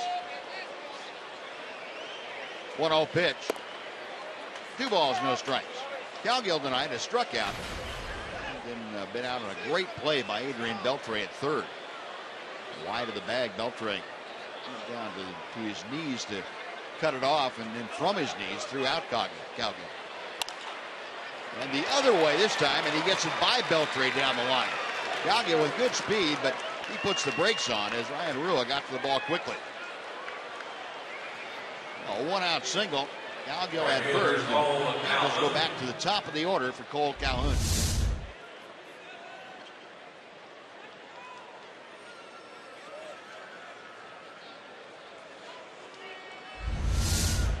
Cowgill now with a 3-game hitting streak. He continues to pester the Rangers. This is 14th hit in 31 at bats this year against Texas pitching. Calhoun tonight 0 for 2. Reached on an error and scored in the third. He also walked and popped out.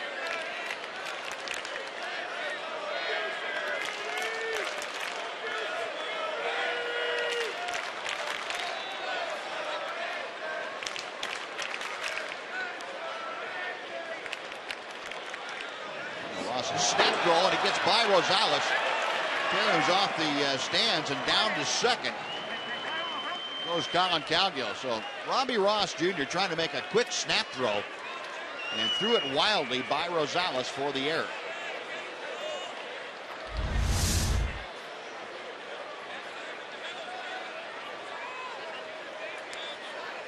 See Robbie's reaction to that throw. He said, where did that come from? That's one you'd say as a first base coach. I'm glad I wasn't standing over there watching the runner. Would have drilled me. Yeah. Well, that puts Cowgill now in scoring position with just 1 out. A breaking ball.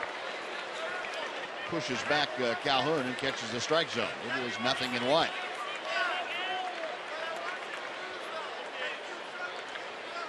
That throwing error, by the way, the second Ranger miscue of the night.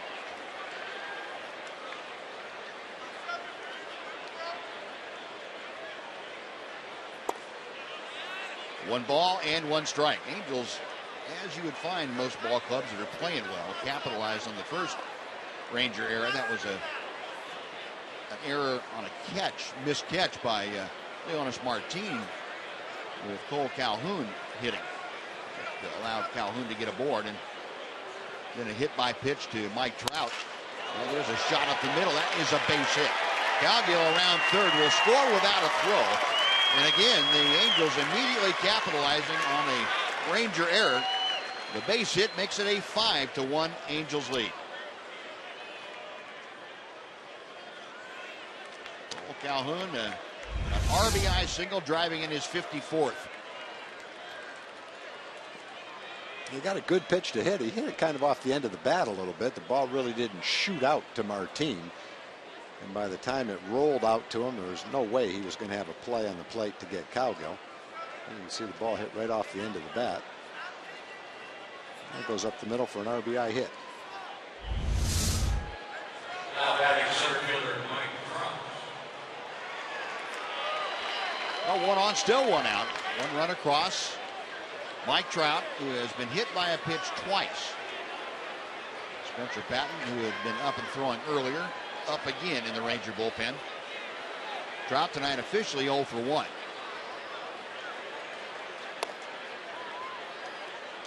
ball, no strikes.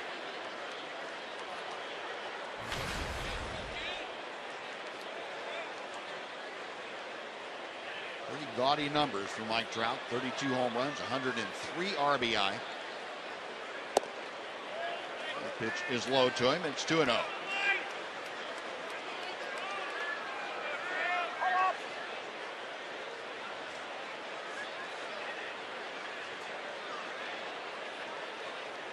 Ross sets a check of first.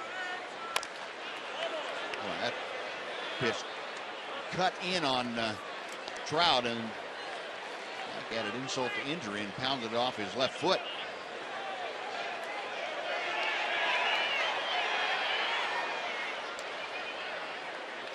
That's one way to slow him down. Shoot that ball off his foot or his leg.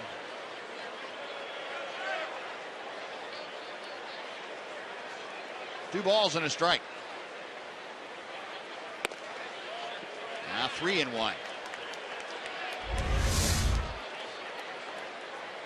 That last foul ball right off the shin.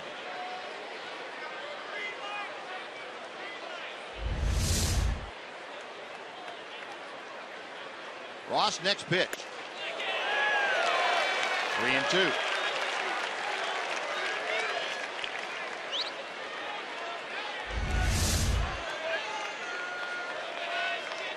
That pitch up a little bit above the belt. If you can get the ball there with a little bit on it, you've got a chance to get trapped. You miss by a little bit, look out. Payoff pitch coming from Ross. Got him swinging.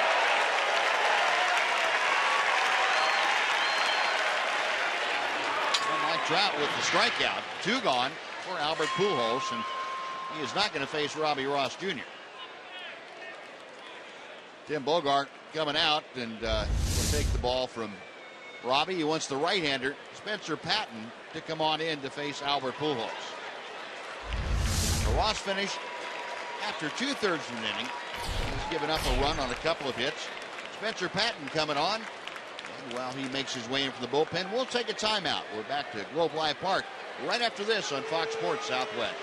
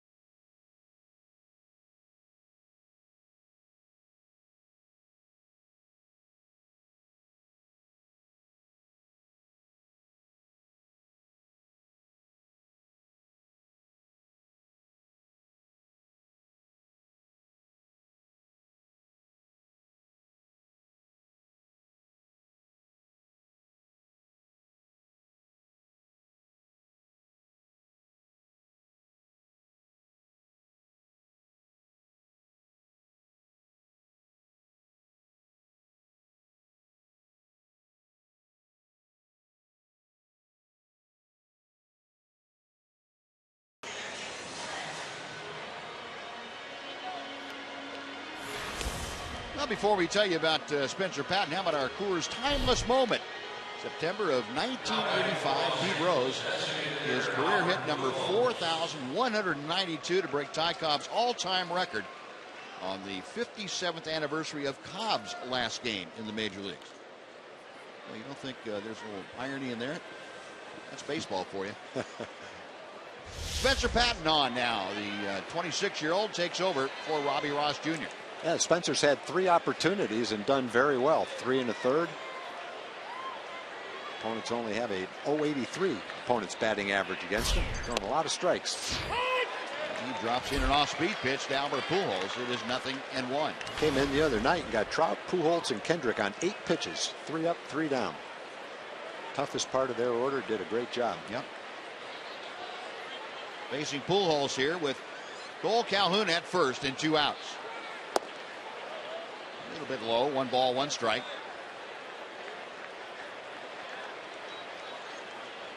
Spencer Patton out of Illinois, to Southern Illinois University.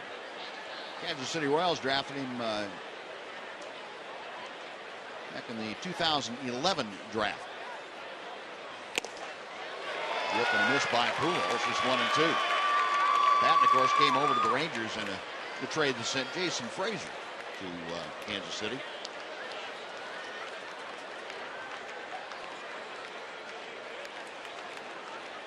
Pujols, a pair of strikeouts and a fly ball out tonight. 0 for 3, hitting at .277. Got him swinging up there. Pujols completely befuddled by Spencer Patton in that at bat. A run on 2 hits and 1 left. Stretch time at the ballpark. 5-1 Angels, and now let's join Chuck Morgan as he introduces God Bless America. For armed services both at home and around the world. Tonight on this National Day of Service and Remembrance, we invite you to join in singing God Bless America with Tech Sergeant Shonda Winkler, the 531st Air Force Band. God bless America, land that I love, stand beside her and guide her through the night with the light from above, from the mountains to the prairies, to the oceans, white with foam. God bless America, my home, sweet home. God bless America, my home, sweet home.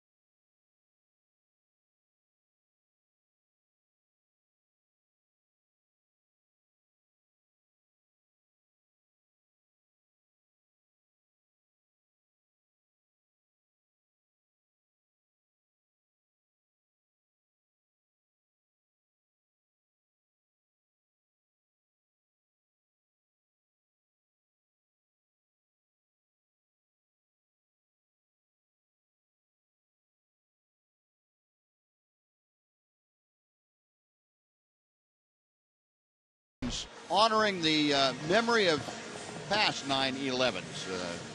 We will not forget, the motto of the day, and every Major League ballpark, of course, celebrating along with honoring all the fallen and celebrating the lives that we have because of those sacrifices. And thank you all for joining us and sharing in this very important Patriot Day 2014.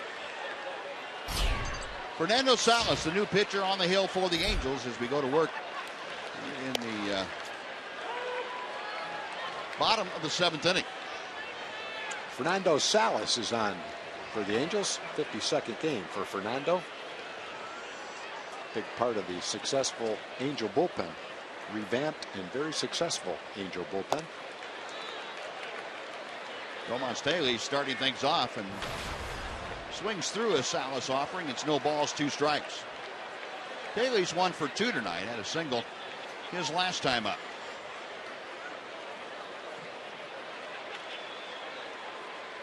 Salas for a number of years a mainstay of the Cardinals bullpens. And he had some great ones.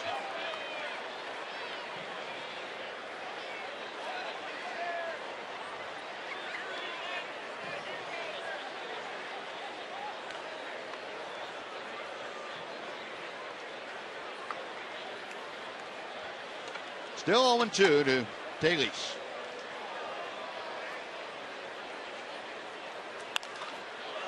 Pop foul. That will be over the Angel dugout, back into the seats.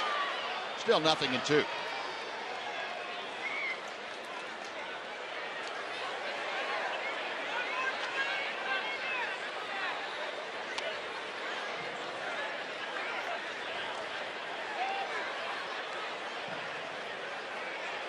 Sitting out of that wide open stance from the left side. Takes the pitch outside. 1 ball, 2 strikes.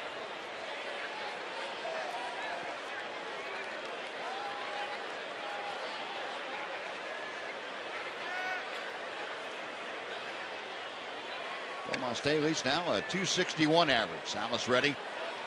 The 1-2 offering. Going outside, couldn't get Staley's to offer at it. 2-2. That pitch had a lot of movement on it. That was one of those pitches for a guy that swings at a lot of pitches out of the strike zone. It was a tough one to lay off of, but he did.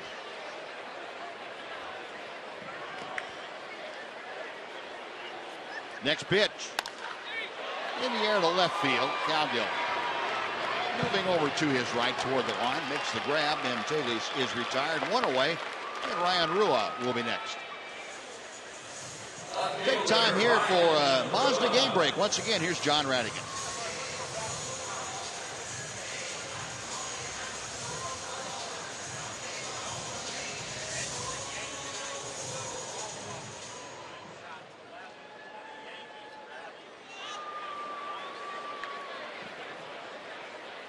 All right, John, thank you. Salas to Rua, who takes outside for ball 1. Ryan tonight, a fly ball to deep center. He has reached on a fielder's choice. 0 for 2, that average at .271. And Salas misses high. Salas, a 29-year-old right-hander from Mexico, and up and down with the Cardinals. Originally signed out of the Mexican League with the Cardinals in 2007. This is low and outside. It's 3-0. Rua trying to get aboard with 1 out here in the 7th. J.P. Arancibia, the Ranger DH, will be next.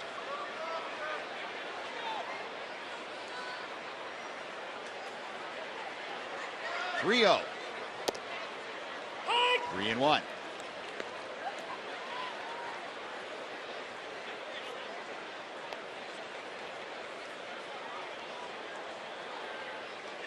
Nice crowd on hand on this Patriot Day. 27,129 out on a very comfortable Thursday evening. Rua drives one to right center field, but moving to his right, Cole Calhoun. The ball looked good going off the bat, but kind of died out there.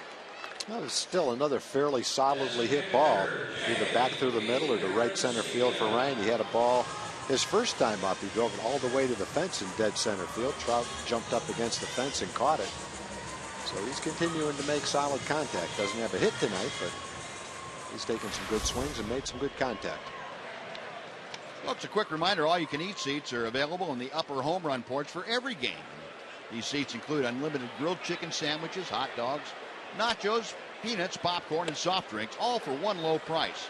The all-you-can-eat buffet is served in the air-conditioned upper home run porch grill. Get your tickets at TexasRangers.com, or you can call 972-RANGERS. J.P. Arancibia, a strikeout and a flyout tonight. That ball's hit well down the left field line and deep into the corner. Goodbye. J.P. Arancibia, his 9th home run of the year. It's a 5-2 Angel lead.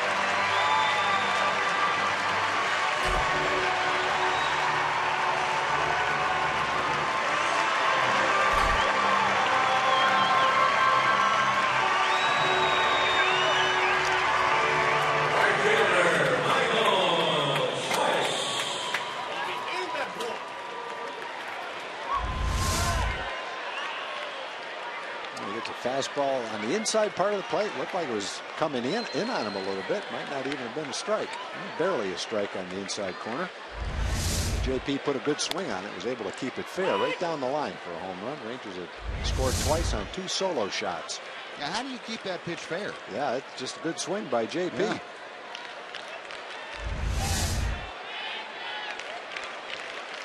Well, both Ranger runs tonight, the result of solo home runs. And Michael Choice, the next hitter, takes strike 2. Leonard Martin led the game off with his 7th home run of the year. Now J.P. Arancibia clocked his 9th home run of 2014. And Michael Choice down on strikes. Rangers strike for just the 1 run, though, on Arancibia's home run. We're going on to the 8th inning. It's now the Angels 5 and the Rangers 2.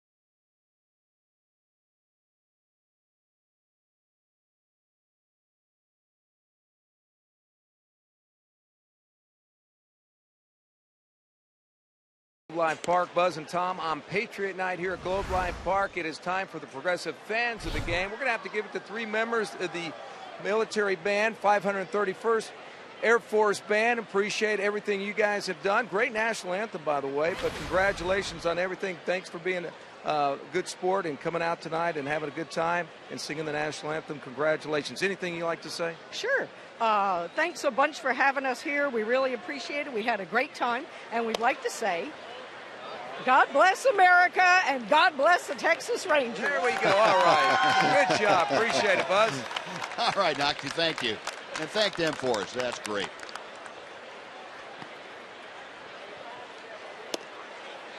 Spencer Patton back to the hill after striking out Albert Pujols to end the 7th inning. Now facing Howie Kendrick, 1 ball and 1 strike. Kendrick, Freese, and Ibar, the 3 Angels due up to face Patton here in the 8th inning. And there's a saw-off job, and Elvis Andrews right near the bag fields it and throws out Kendrick. Well, Spencer's making a lot of good pitches to these tough hitters. The last time he pitched, and today as well, he struck out Pujols and got Kendrick easily on that little ground ball to shortstop. Now David Freese coming up, but let's take a look at our fan photo selection for tonight's ball game. Again, we appreciate all you folks tweeting your photos for the chance to have it shown. And Tracy with a shot of Jim Knox, certainly. Tracy and the Pooches along with Knox. Thanks, Tracy. That's a great photo. Hashtag Southwest Fan Photo for all of you interested in tweeting your photo and maybe having it pop up on one of our Ranger telecasts. Thanks again to the folks at AT&T for making this interaction possible. David Freese is 1 for 3 tonight. And that 2-run single in the 3rd inning. Patton delivers down and in. Freese, other than the base hit, is grounded out and flied out. Patton to the wide, the 2-1. 3 balls and a strike. Well, Spencer Patton is not counting David Freese. Alex Claudio losing in the Ranger pen. Has faced 5 Angels hitters. None of them hit the ball out of the infield. And all of them are their best hitters. Yeah. He got 4 ground outs and a strikeout. Twice he got Pujols. Pujols grounded out the other night. That was the first evening. Trout grounded out. Kendrick grounded out. Kendrick has grounded out twice. Pujols has struck out and grounded out against Patton. And Freese with a 3-2 count, fouling off the last pitch.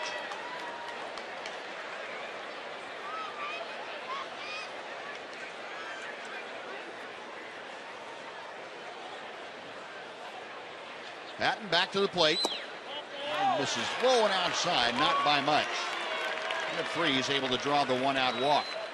You would think he would probably be pinch run for, so that he can be removed defensively. The last couple of nights it's been O'Malley pinch running. Tonight it's Tony Campana. Well, Campana coming on to be a pinch runner for David Freese.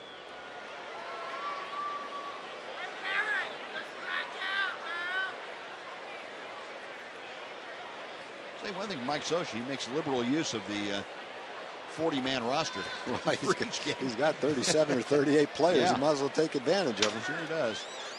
Now, Tim Bogart coming out. Eric Ibar, the hitter, of course, a switch hitter, but Tim Bogart wants to get Alex Claudio, the left-handed changeup specialist, in there and keep Ibar batting right-handed. So Spencer Patton gone after 2/3 of an inning, leaves with 1 runner aboard. Claudio coming in for the bullpen. We will take a timeout.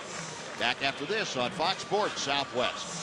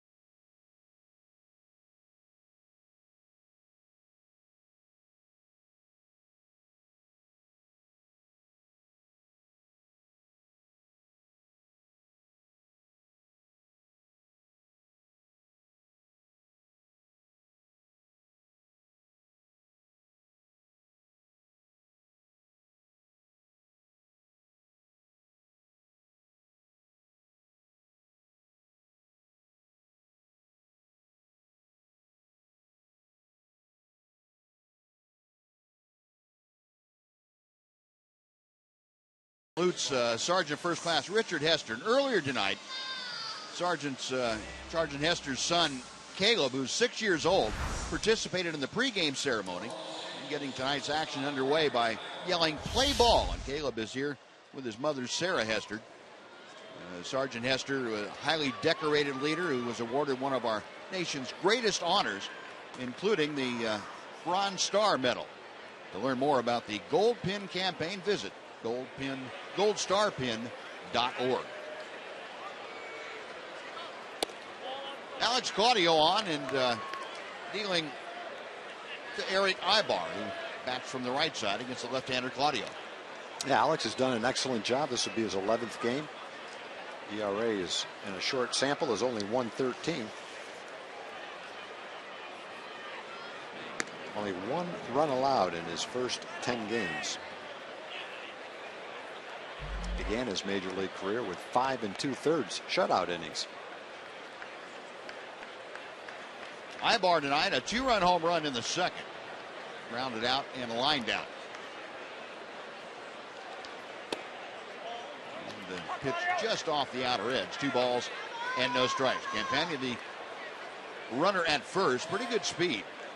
That's one thing that teams try to do in September, and add a little speed to the bench. That kid looks like he can run. Yeah. I've never even seen him take one step. It looks like he can run. Greyhound. Wears a uniform like Peter Borges used to play for the Angels. That's now right. with the Cardinals. Kind of reminds me of him a little bit. I know he could run.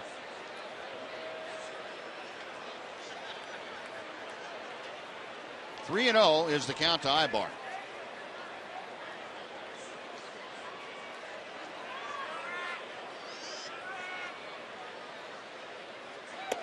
And ball 4. Back-to-back walks. Claudio walking his first man, and again recognizing our fallen heroes tonight, Sergeant First Class Richard Hester, combat medic and an effective leader. He was awarded the Bronze Star Medal and received over 30 awards and decorations in his distinguished military career.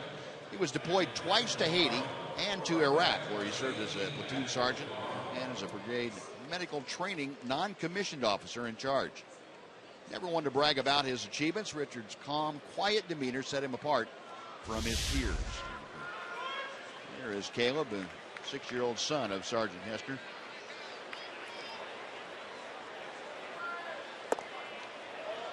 Gordon Beckham on here to pinch hit for Efren Navarro. Beckham, who we saw in last night's ball game, went off in a pinch hitting role here with runners at first and second and 1 out.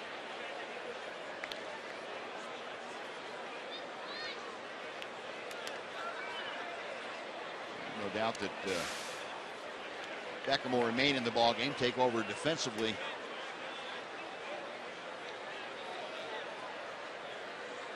In the bottom of the 8th inning. 1 ball, no strikes. Claudio misses inside. 2-0. Beckham for the year hitting just .225, and he has 8 home runs and has driven in 43.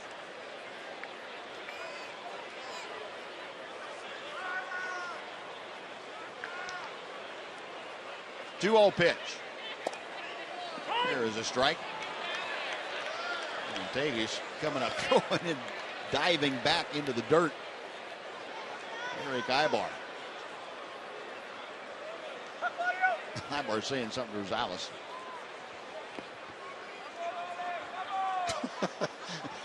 Sign language. Yeah.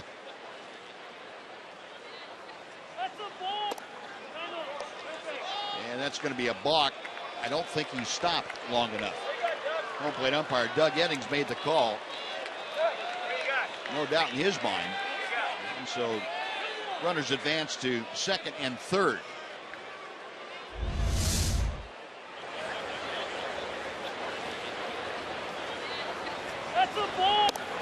What did he do? Tip his glove? Never stopped. Oh. Never completely stopped. All that he was all moving? Yeah. Right at the end? Yeah. Good changeup. 2-2. Yeah, there's that. When Alex gets down to where his hands are supposed to stop, he still has a little bit of movement in there. And you get that called every once in a while. Right when he gets down in there. Got him swinging. Well, Beckham, like a lot of other right-handers we've seen against Claudio, not able to lay off that changeup and not able to make contact. 2 gone.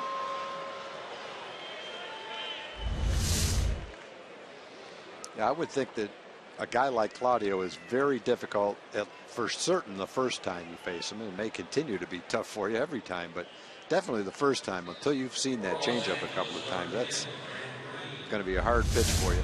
Best thing you can do is take it. Another pinch hitter coming up here in the 8th inning. Hank Conger is back to the bench, and Grant Green, 306 hitter with a home run and 9 driven in, will be the pinch hitter. Runners at second and third, 2 outs here in the top of the 8th inning. Claudio misses inside for ball 1.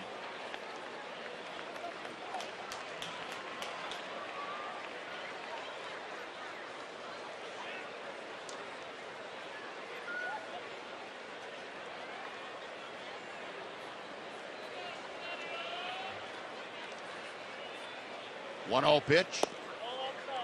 Changeup floated away. 2 balls and no strikes. Green spent about a third of the year down at AAA, Salt Lake City, at .333. 5 home runs and 42 RBI in 48 games. Spent part of the year on the disabled list. Had a lower back strain. Pulls one through the hole, a base hit. 1 run is home. Abar on his way home. He will score. A 2-run, 2-out single by Grant Green, and it is 7-2 Angels.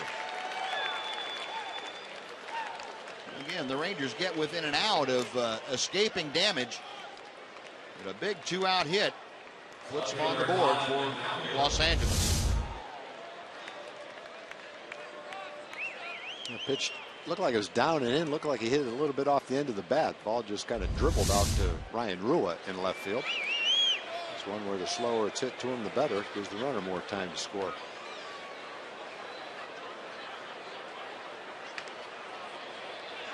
Well, one of those runs charged to Spencer Patton. The other going on Alex Claudio's ledger. And Colin Cowgill takes a strike to the outer corner. Cowgill tonight has singled in 3 trips. Scored a run in the 7th inning. 263. The average now for Cowgill.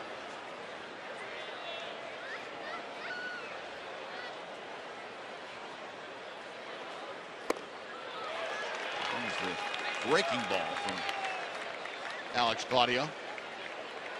0-2.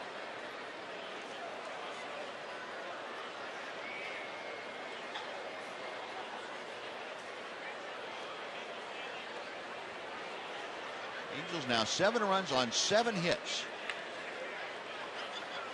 They have been very opportunistic tonight. Couldn't get Cowgill to offer it that changeup in the dirt. 1 ball and 2 strikes.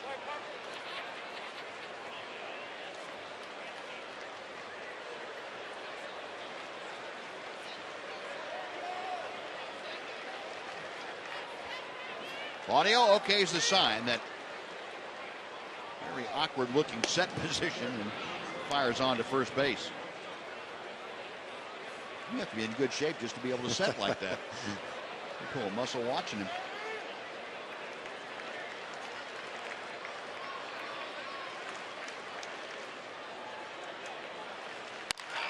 Chopper to the right side. Rougned Odor in shallow right field, able to get enough on the throw to nail Cowgill at first, and that'll do it. But the Angels come up with 2 more runs on 1 hit, and they lead 1 after 7.5. It's now the Angels 7 and the Rangers 2.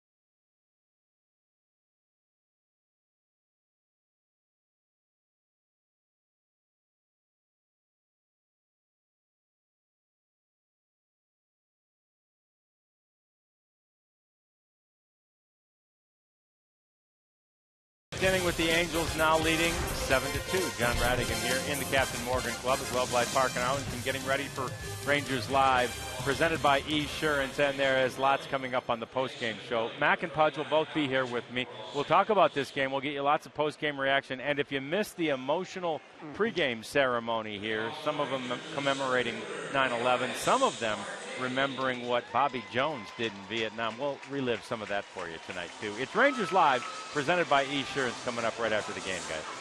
All right, John, thank you. Yeah, we head to the bottom of the 8th inning. Rangers now trailing by 5, 7-2. The Angels on top.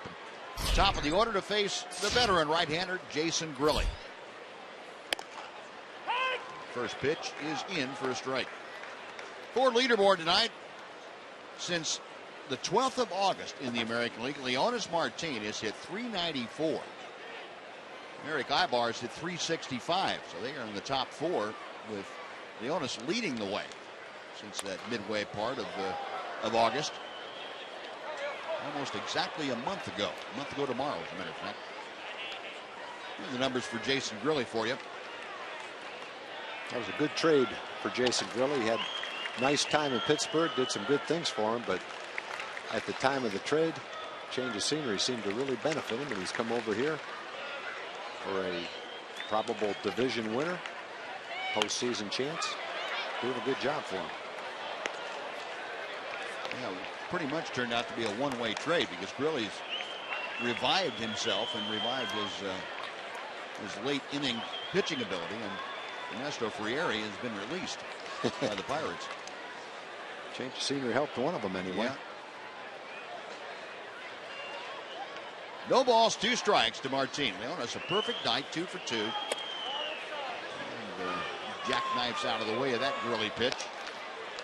Leonis a home run in the 1st inning, leading things off, and then a 3rd inning single in the 5th inning, walk. Average at .281 as he bats here in the 8th, trying to get aboard to start off this Ranger comeback. High and tight. Spins him around and evens the count at 2 balls and 2 strikes. And that would be your view if you were out there where our RF cam is, right above the Ranger bullpen. You'd be looking right down at Neftali Feliz loosening. Saves have unfortunately been few and far between for Neffy, so he's going to have to get some work. Popped up on the left side. New 3rd baseman John McDonald into foul territory. Makes the catch. And Leonis retired for the first time tonight. Run away. And Elvis Andrus coming up. McDonald, the new 3rd baseman, and got a couple more defensive changes. C.J. Crone is coming to the ballgame to take over at first. And then a new catcher working with Jason Grilli tonight. That would be Chris Iannetta.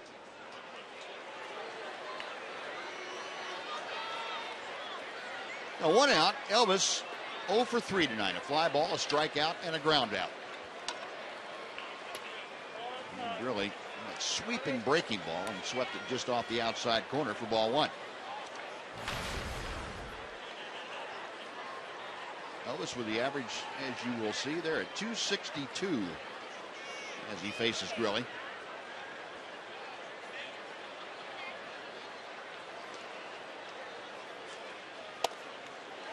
Sinking fastball, that evens the count, 1-1.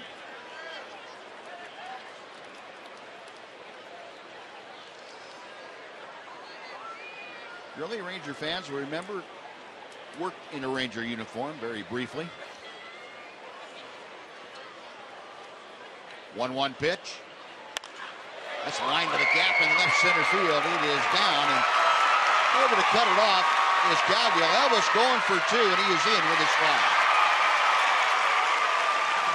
Elvis got a high breaking ball up near his chin and just ripped that into left center field. Good try by Cowgill to try to keep him from getting that double, but Elvis gets his 32nd double of the season.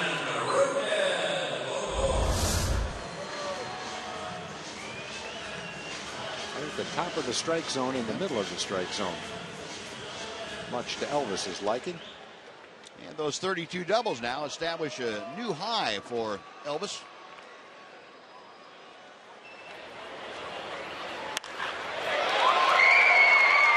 like that.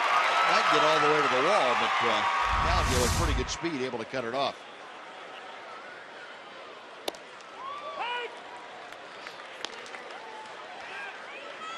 No, Rougned Odor is going to try to pick him up. Odor 0 for 3. A strikeout, a fly out, and a ground out.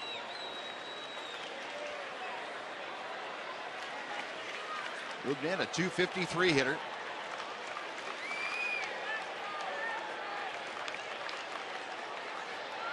Really a belt high set. A check of Elvis. 1 ball and 1 strike.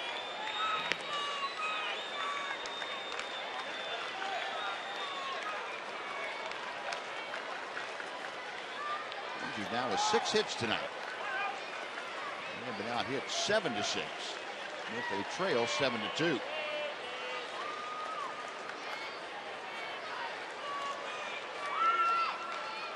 The 1-1. A little bit low as Grilly took something off.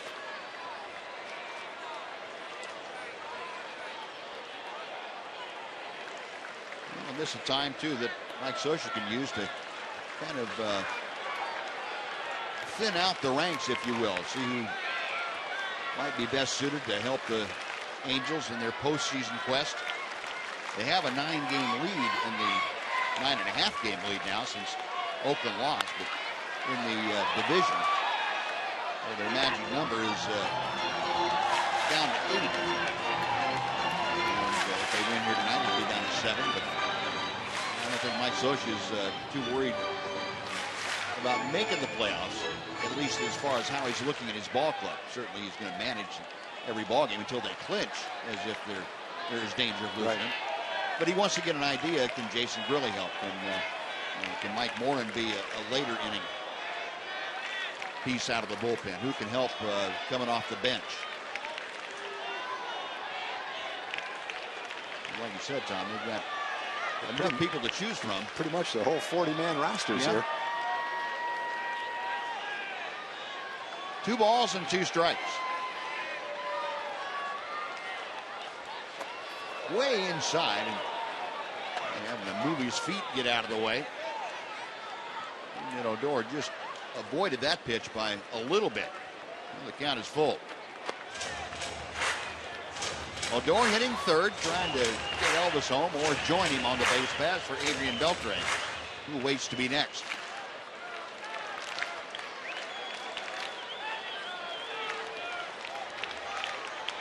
Really studying the signs as Andrews gets his lead from second. Really with the payoff pitch. Line to left center. That is down for a base hit. Andrews around third will score. Rougned Odor with the RBI single. And it's a 7-3 Angels lead as Odor drives in his 38th run of the year. Well, Rougned got a pitch up, just like Elvis did. Might have been a little more out over the plate than Elvis's. Did a nice job of lining that in the left field to pick up the run. But really was trying to throw that ball inside. It ended up on the outside corner and up. And Rougned hit that ball with authority to left center field.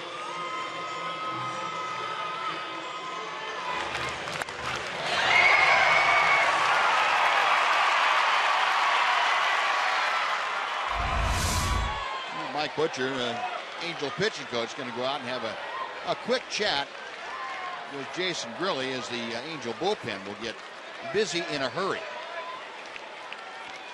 Mike Butcher out there to take a little extra time. Chris Iannetta, the catcher, and of course Jason Grilly.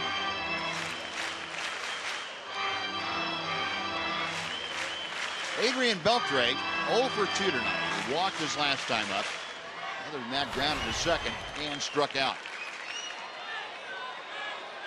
Beltre, the team leader with those 18 home runs, 71 RBI. He's got Rougned Odor at first.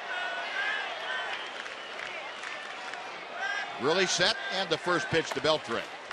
Way outside for ball 1. Joe Smith. A guy that Mike Scioscia probably would have preferred not to use tonight. Saw Smith last night, or at least not out of necessity. 1-0 pitch to Beltre. 2-0.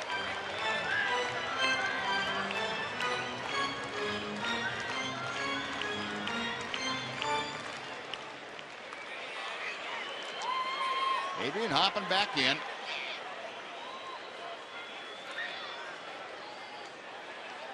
Really? Okay's the sign. A check of first. Chopper slowly hit to third. McDonald play on to first. And Beltre is out into scoring position, but with 2 outs, Rougned Odor and Adam Rosales will come to the plate.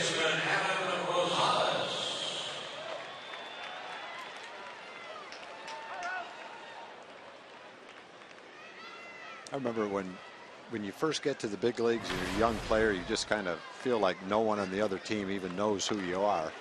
So when you're Odor out at second base and Howie Kendrick comes over and pats you on the shoulder and smiles and talks to you, it makes you feel good. Yeah. I don't know if he knows my name, but at least he wanted to talk to me.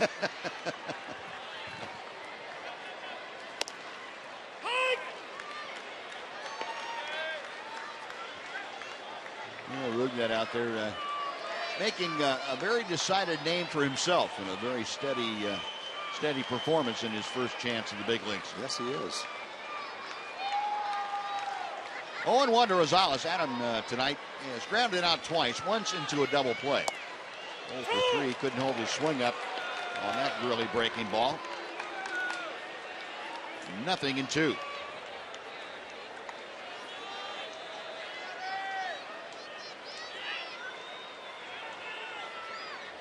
Rosales hitting at .283 as he faces Grilli.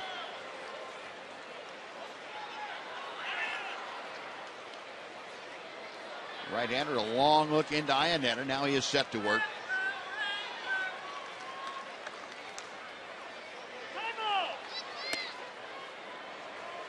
Just at the last second, Doug Eddings granted Adam Rosales' request for timeout.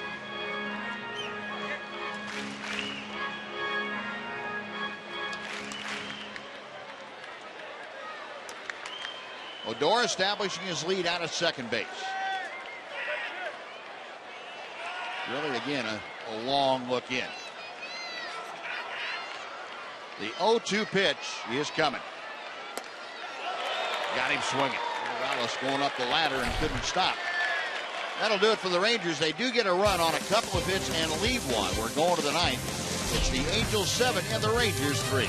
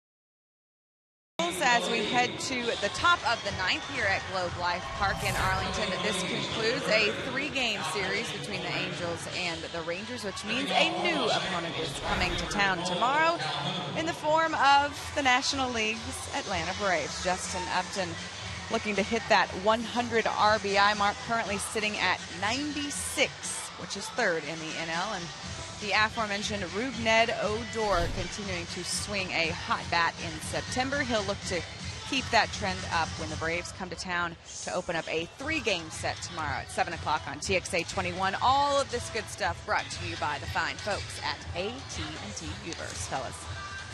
All right, and thank you. Thank you. And Justin up to third in the National League with 96 RBI. The leader, Giancarlo Stanton. A note on him, he was hit in the face by a pitch tonight. And he's been taken to the hospital and have x-rays and a CT scan. Neftali Feliz on the hill now to pitch the 9th inning here tonight. 24th game for Neffy. Opponent's batting average is only .207.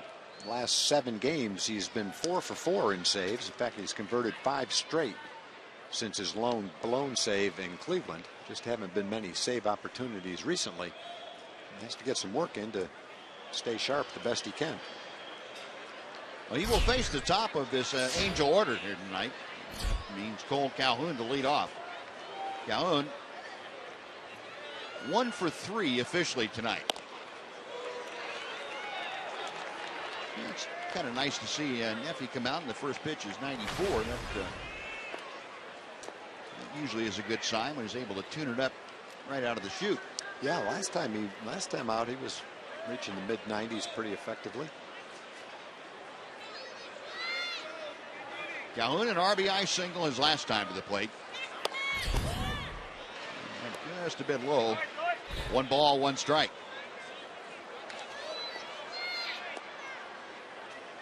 Calhoun with that single, now a 7-game hitting streak.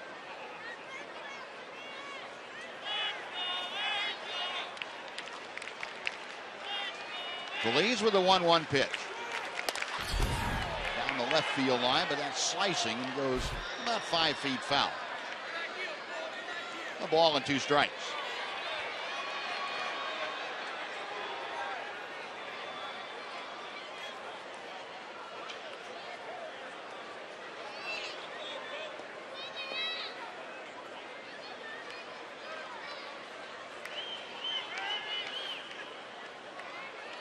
Tomas Teles kind of mulling over what he wants Neftali Feliz to throw.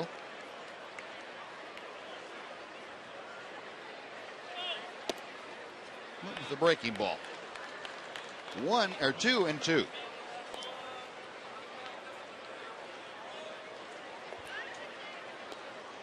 Feliz maintaining that his arm keeps feeling stronger and stronger the more he throws. So that's good news too. Build up the arm strength and come into 2015 as the guy who's going to close things out for you. Yeah, I think that's exactly what you want to see, Buzz. The last 3 weeks of the year, there's a 96-mile-an-hour fastball that jammed Calhoun for that little pop-up. You just love to see Neffy have 6 or 7 more appearances, throw the ball in the mid-90s every time out, feel good about himself, and then you feel a lot better coming to spring training. You've got maybe the leader in the clubhouse as far as the closer for next year goes. He's got the track record for it, and he's healthy. That's ideally what you'd love to see happen the last couple weeks of the season. Yeah, and I think what you just said, Tom, too, about feeling good about himself, that's the big thing to me. I don't think there's any doubt that physically he's going to be okay. Now, is he going to be able to throw 100 miles an hour again? Probably not. But if he feels good about himself, he can make whatever adjustments are necessary according to what he has.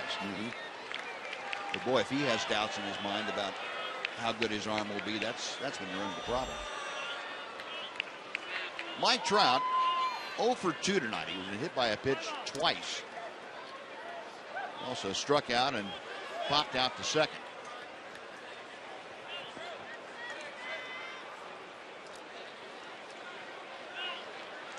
Oh, 0-1 the count. Feliz back to the plate. And Trout off the end of the bat to left field. Here comes Rua, and Ryan able to make up some ground in a hurry. Here's out number 2.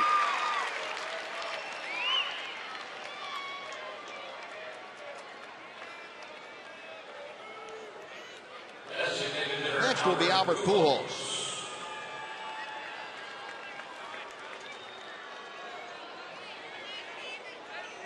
Pujols an 0 for 4 this evening. has been pitched very tough by whoever has been in there. The first 3 times by Nick Martinez. Spencer Patton got him the last time. 3 strikeouts and a fly ball. 1-0.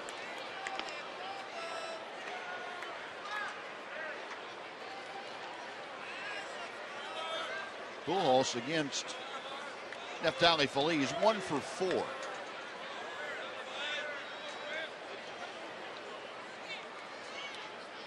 One-0 pitch. That was a 96-mile-an-hour fastball.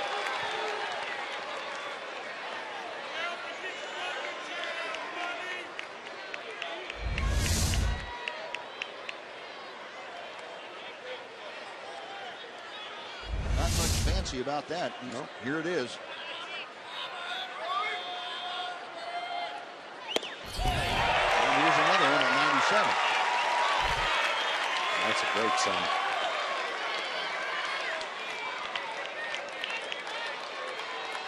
Matthew, if you have 98, why don't you go ahead and give it to him now and see what happens.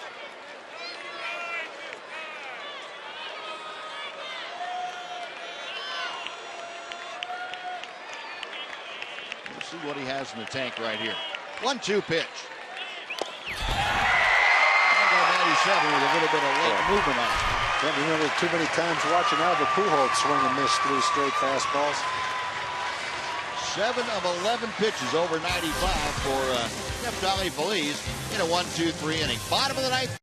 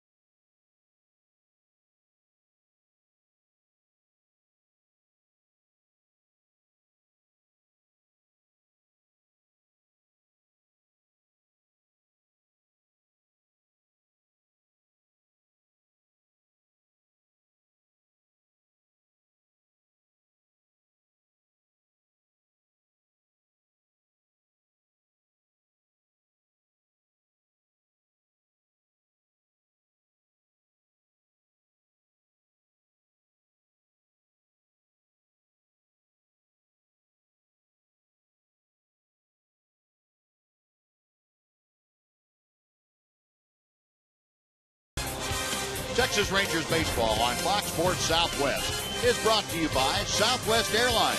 Without a heart, it's just a machine. By AT&T UVerse TV. Find out what's possible with AT&T. Call 1-800-PICK-ATT, mobilizing your world. And by your Texas Ford dealer. The Ford Summer Spectacular Sales Event. Now playing in a Ford dealer near you. Rangers one more opportunity. They trail by 4, 7-3 Angels. Tomas Taylor will start things off. And he'll be facing the side-wheeling right-hander Joe Smith. A lot of games for Joe Smith. This is game number 71. Having a terrific year. 7-2 record. He has 15 saves to go along with it. And he is going to be warned as Taylor's got it right in the number 6. Well, it goes back to some things that happened earlier with Mike Trout getting plunked twice. And apparently Joe Smith, the one guy that came in and decided to get a little retaliation. And he took and picked on the Rangers catcher. Doug Eddings immediately out afterwards and warned Joe Smith, and he warned both managers so that if there is another incident, the pitcher's gone, so is the manager.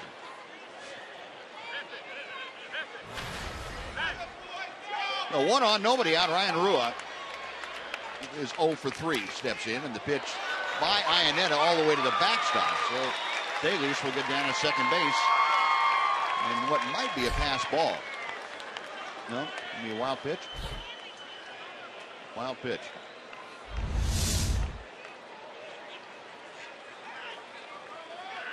Okay. I guess they figured it was so far away from the target. It was a difficult one to catch. There's a strike. It's 2-1.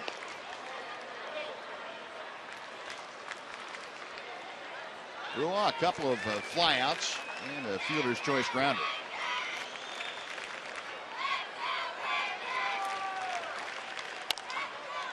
Off the fist and chopped foul down to Gary Pettis at third. 2 balls and 2 strikes. Gary making lifetime friend down there just over the dugout roof.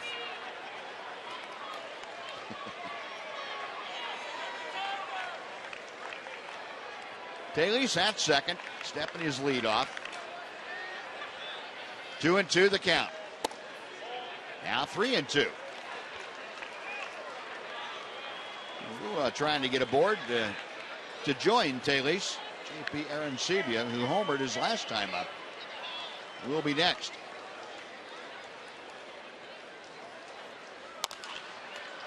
Slowly hit to third. McDonald charging. And throws out. Brian Rua 1 away.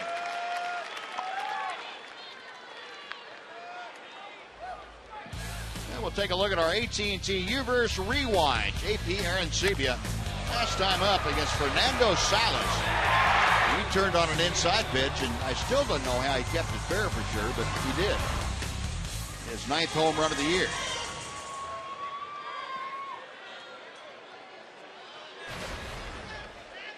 Arancibia up now with Taylor's at second and 1 out.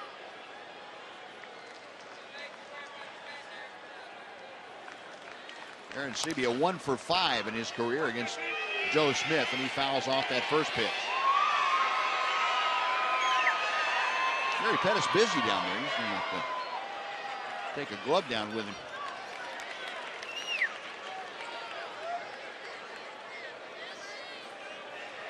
Oh, and 1 to Arancibia. JP now 168 for the year. 9 home runs, 32 runs driven in.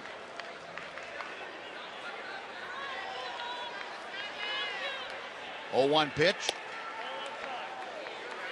JP able to check his swing on the sweeping breaking ball from Joe Smith.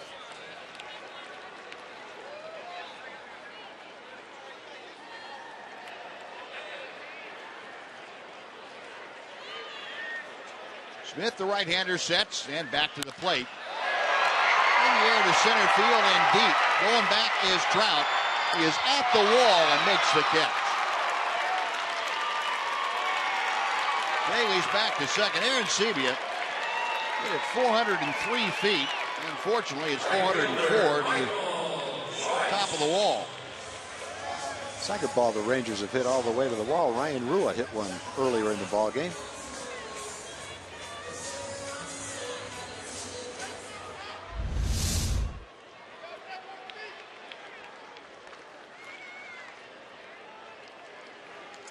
Ball high enough that Trout had time to get back and find right where the wall was. Yep, took a look at it, had his hand out in case he got close enough to touch it, know exactly where he was. Oh, 2 gone now. Michael Choice, who has a hit in 3 trips, standing in. Michael had a 5th inning single. He hit a bullet right back through the middle. Joe Smith with a 1-0 pitch.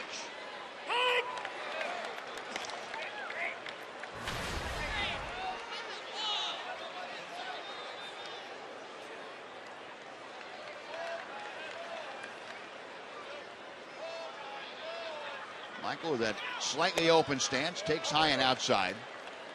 2 balls and a strike. Joyce now 5 out of 21 on this homestand. Facing the veteran right-hander Joe Smith. Tomas Taylor peering in from his vantage point at second. Going outside, 3-1. Well, if Michael can keep this inning going and keep the game going, Leonis Martin is waiting to have a shot here in the 9th inning.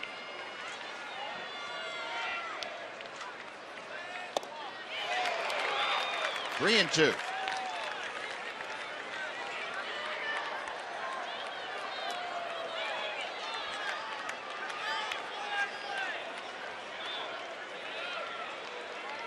Michael Joyce getting back in the batter's box. Smith reading the signs. The right-hander agrees to a sign from Iannetta.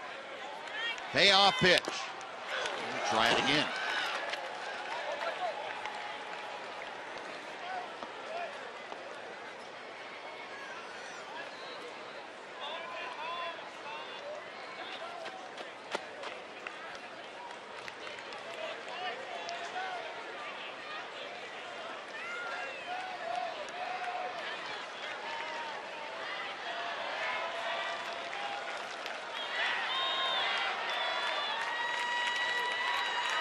Smith set once again, and another 3-2. Batting swing.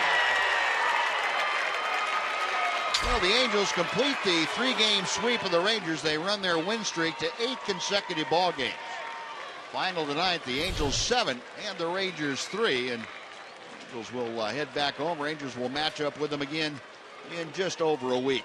So tonight, 7-3 the final. And John Radigan and Mark McLemore will be back to wrap things up right after this on Fox Sports Southwest.